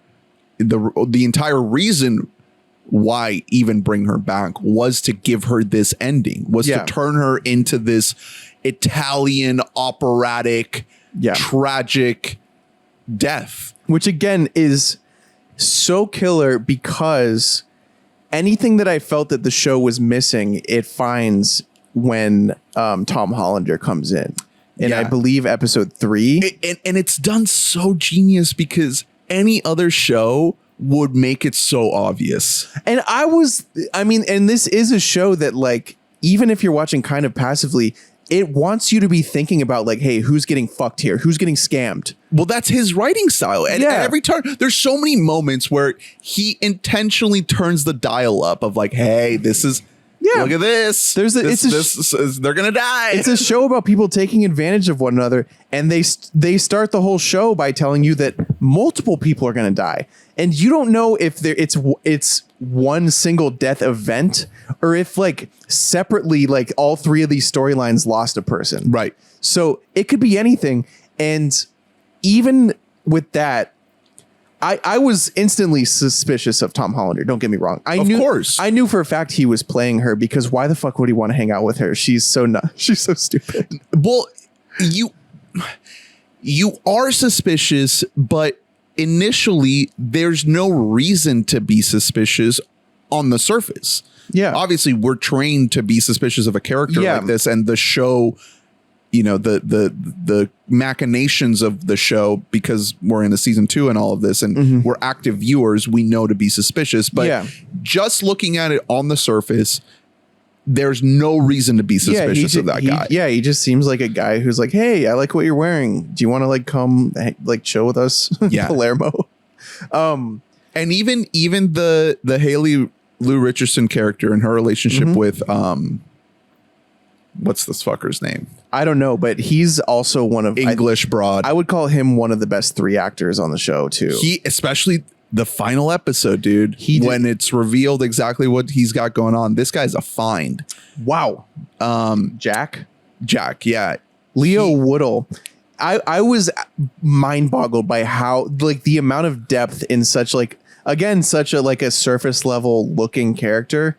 But from the jump, I was like, first of all, the surface level, he is knocking out of the fucking park. Like this bubbly, this like extrovert. Yeah, and he has like this like lower class like Essex type accent, you know, and it's like, damn, he is putting the moves on our girl. But we think he exists just to cuck Albie. Yes, well that's how he's introduced. Like that 2 episode stretch where you're just every time we cut to her storyline, we're just like so happy that she's hanging out with this suave man that's so flirty. And the next episode, it's like, are we sure? It's like you put yourself in her shoes and it's like you're riding high. You went on the best date of your life. You had the best fucking sex of your life. It was fucking amazing. And then the next day you're like, I don't know. Yeah. And the same way that like us as viewers are thinking, it's episode like 4 or 5. Yeah. And we're riding really high. Are we going to continue? Really? Yeah. Yeah. So he exists to distract her from, away from, what's her name? Jennifer Coolidge's character. Yeah.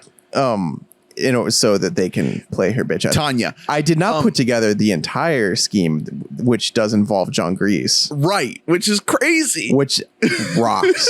It's very smartly done. The prenup. And it shows that this isn't just a lot of like loosely thrown together thoughts, by Mike White, which it very well could be, and it would still be wildly entertaining. That's like quite the scheme to cook up. Tom Hollander is a gay man who fell in love with John Grease in like the 80s in Wyoming, and John Grease is straight. However, they are still in cahoots, and in fact have like killed all of his wives, killed all 4 of his wives to get their fortunes. That's so crazy. That's good as hell. Holy shit. That rocks. So I want to talk about like the big scene in the finale because I thought that was so well done. Like once she figures out what's going on and she basically realizes that she's stuck on this boat with these gays that want to kill her. I think these gays are trying to kill me. And this is the beauty of her is she's like really good broad comedy. Jennifer Coolidge, like the scene where she's walking insanely slow, and then right when she like thinks she leaves frame, she starts like sprinting up the yacht, and then she comes back and does the same thing, and she's like, "This boat's really big." Well, so we didn't even talk about I think it's the episode before where she like meets the mafia guy and they do a shit ton of coke. Yeah, and so there's all these other things happening, but yeah, and then she watches Tom Hollander get fucked in the ass by his nephew. Yeah. So she's on this boat and they're clearly like they've already been partying for days. So she's probably like feeling it. And then she's on this boat and she's probably had a lot of wine, Prosecco, what have you.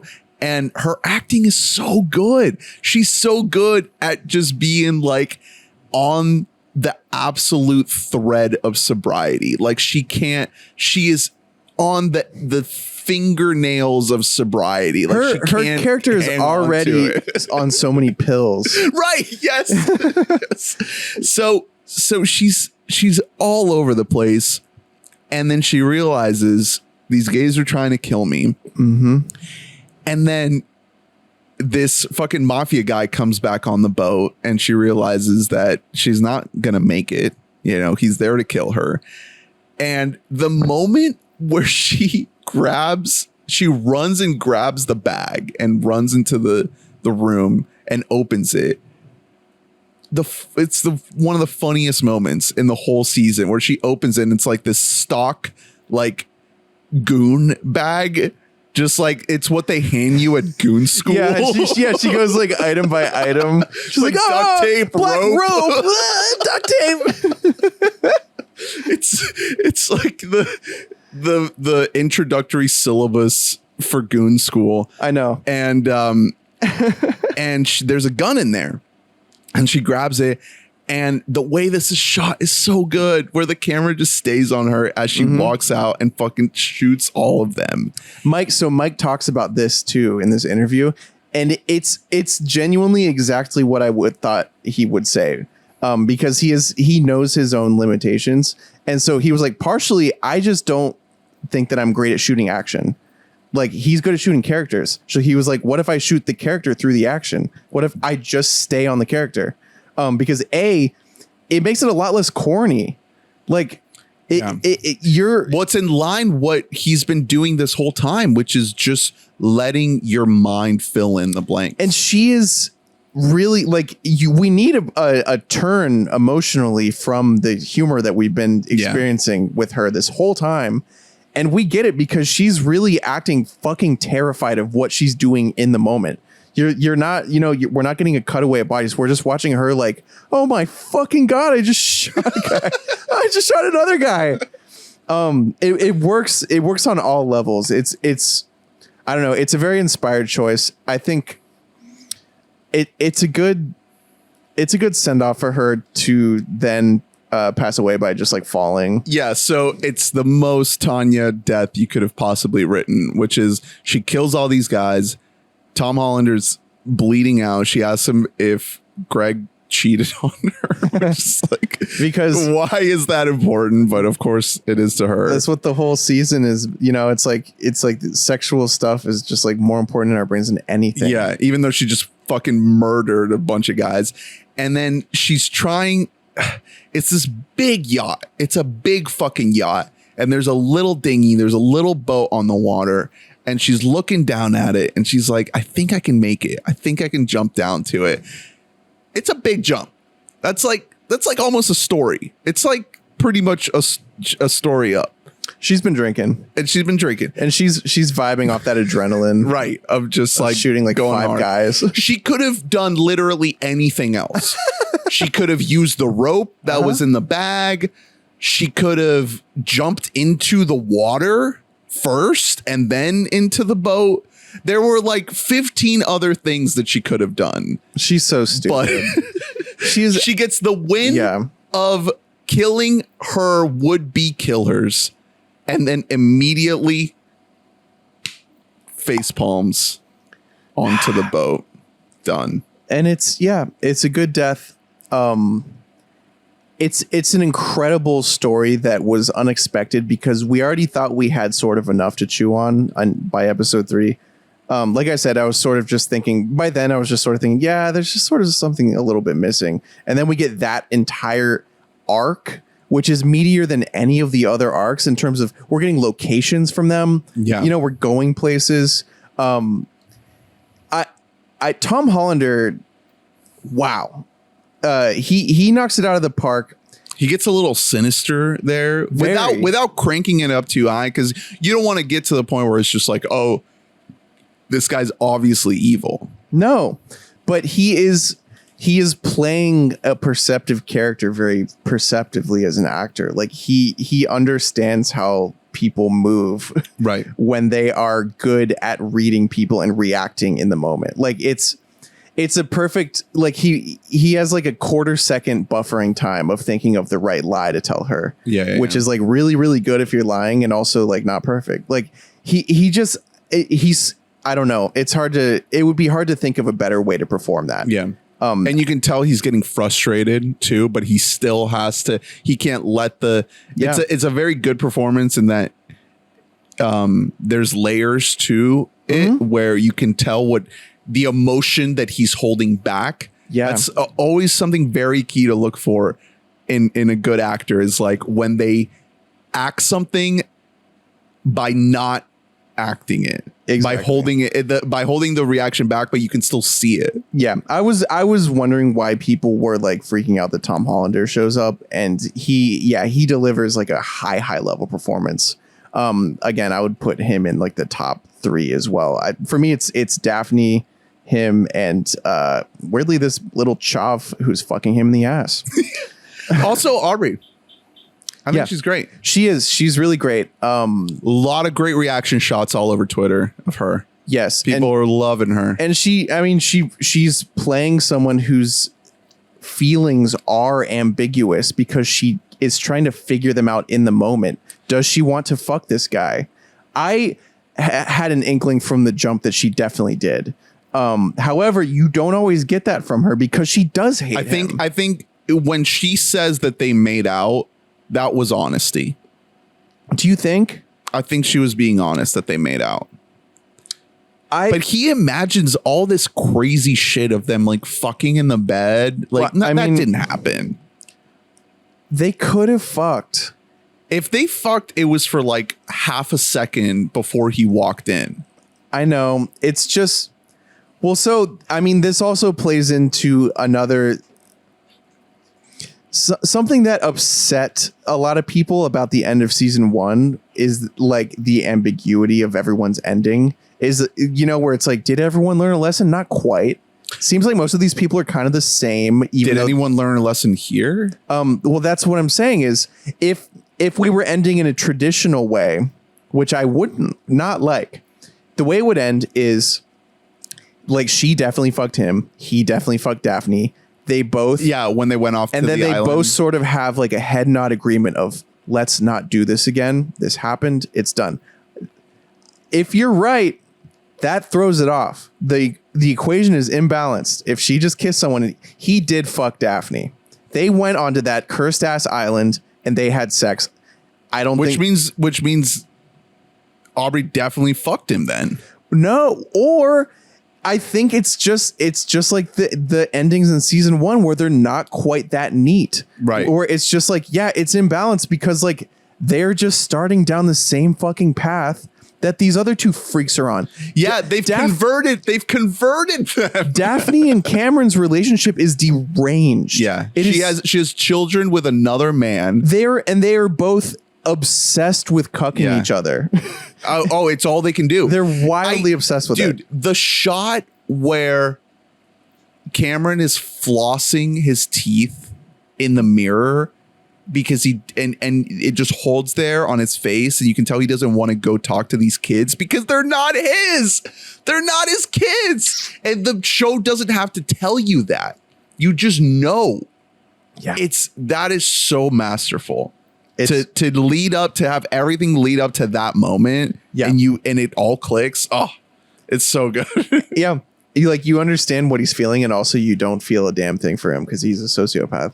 He and so is she in a way. They are. Yeah, they're both pathological freaks. Yeah, like they are absolute freaks of nature, and I don't think it's as simple as, you know, Aubrey Plaza and Ethan learned their lesson and now they are going to go back to their old ways. I think that like Aubrey said, and I was waiting for this moment to come. Ethan is honest to a fault. He cannot not lie to her. He literally, she walked in and he was like, I was jacking off before. Like, he's gonna tell her that he fucked Daphne. Yeah. He's gonna tell her and she's gonna be like, oh, I seriously did just kiss Cameron. Like, they are not, I don't think things end well for that couple. They weren't compatible from the start. So, no. I mean, it's not like they were rekindling something that was there. It wasn't going to work out anyway. I know. It's just, I like that about the way he ends these, is that like that, because that's not how things work. Right. You don't go through a 1 week experience and come out different forever. Exactly. At least for the better. Right. Usually when that happens, what happens is you just had trauma and you're worse. Right. You know what I mean? Meanwhile, Daphne and Cameron are worse. Like it seems like, especially Cameron, the final shot of them as a couple is disconcerting. I think he is thrown for a loop. We don't ever get to really see his reaction to Ethan attacking him in the water. Like that is sort of just like brushed over and that moved scene beyond. was nuts. And it really makes you think like this is the death right here. Mhm. Like that's Mike White just being like, look, I'm going to do it. I'm going to crank it up right now. Look at me. Know. No, I know. Yeah, that rocks. But almost a part of me, like 1% of me was like, what if they just crashed the jet skis into each other in that one shot? That's it. That would have been funny. Like the beginning of The Other Guys, they just jump off the building. And it's over. So any other thoughts on any of the other cast members that we kind of flew past? I think everyone does a really great job. Haley Lou Richardson, I really like. Yeah, everyone was talking about her fits. Her fits are super zillennial. Very Lizzie McGuire. Yeah, they are.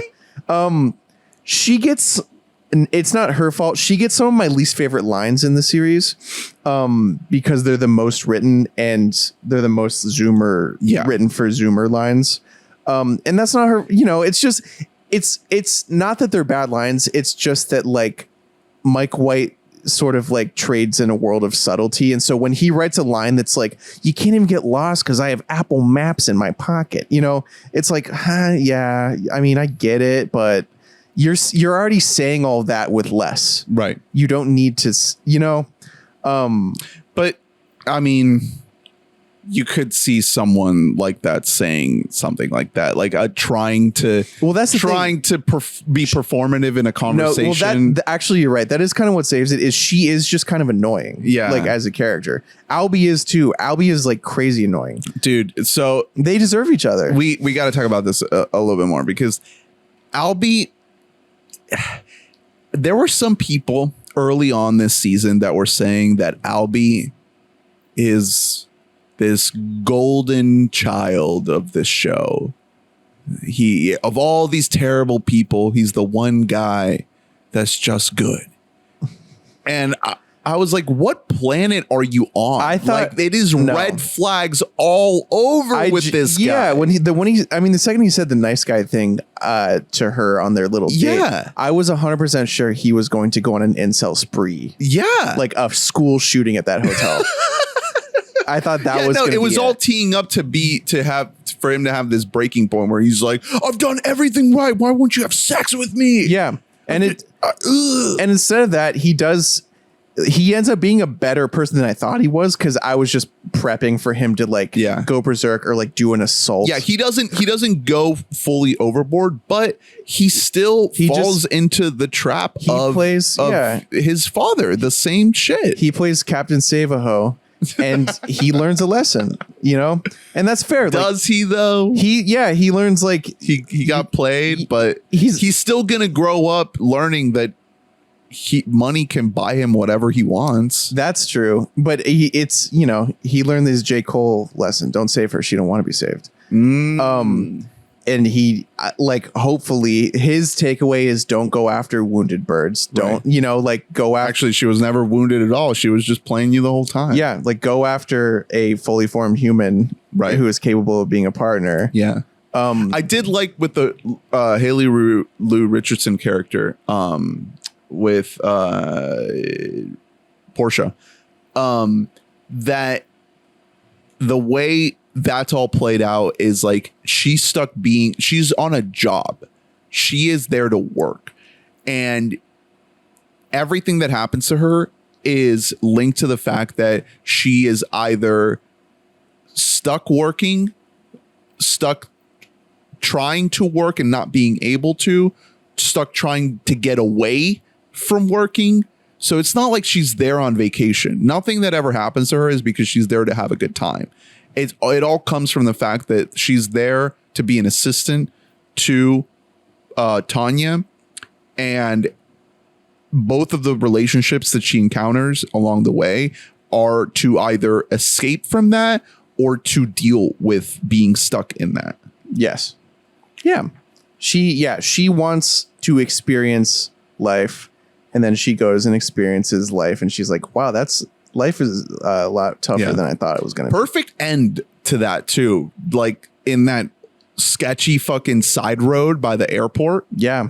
To end it there, I was like, damn. Yeah. And that's real. Yeah. Like the road where he was going to kill her. you know, Shit. it is. Oh my God. Yeah. Fuck. And then meeting up with Albie in the airport, and he's like, yeah, did you hear this? Like a bunch of motherfuckers died on a yacht. Yeah. And she's like, hair. Can I get your number? Yeah, I know. That just happened. She's fucked. All right. Any other thoughts on White Lotus 2? I really love the show. I'm excited for however long. He's teasing Japan. Oh, Is that what I heard? Oh shit. Yeah, that's the tease. Is he didn't say like specifically Japan, but somewhere in that region of the world. Bunch of whites going to Japan. Yeah.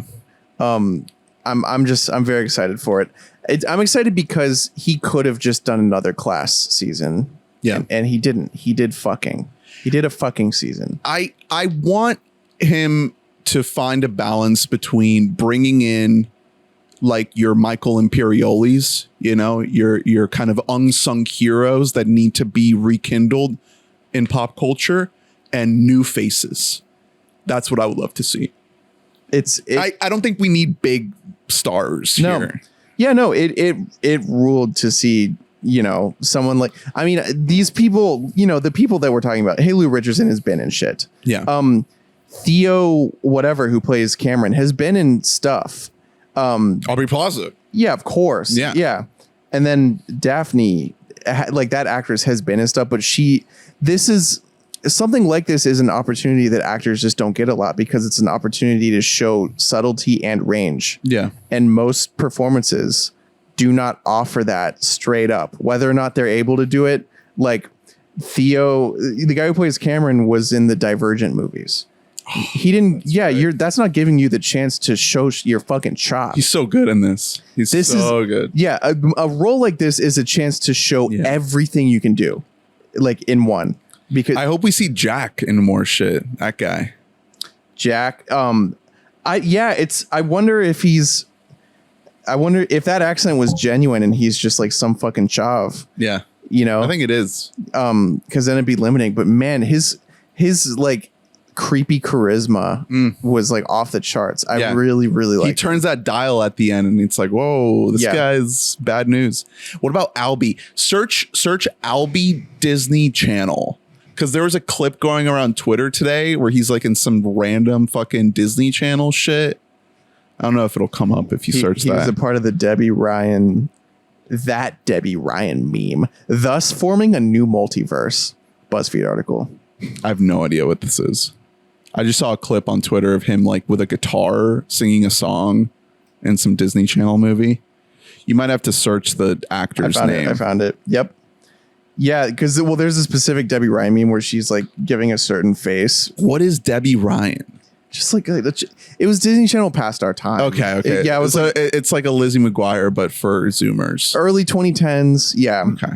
Late 2000s, and she is making that lame meme face at Albie. Oh, as he's performing. Yep. Okay. There you go. Whoa, he can sing. He's got bars. He's cooking.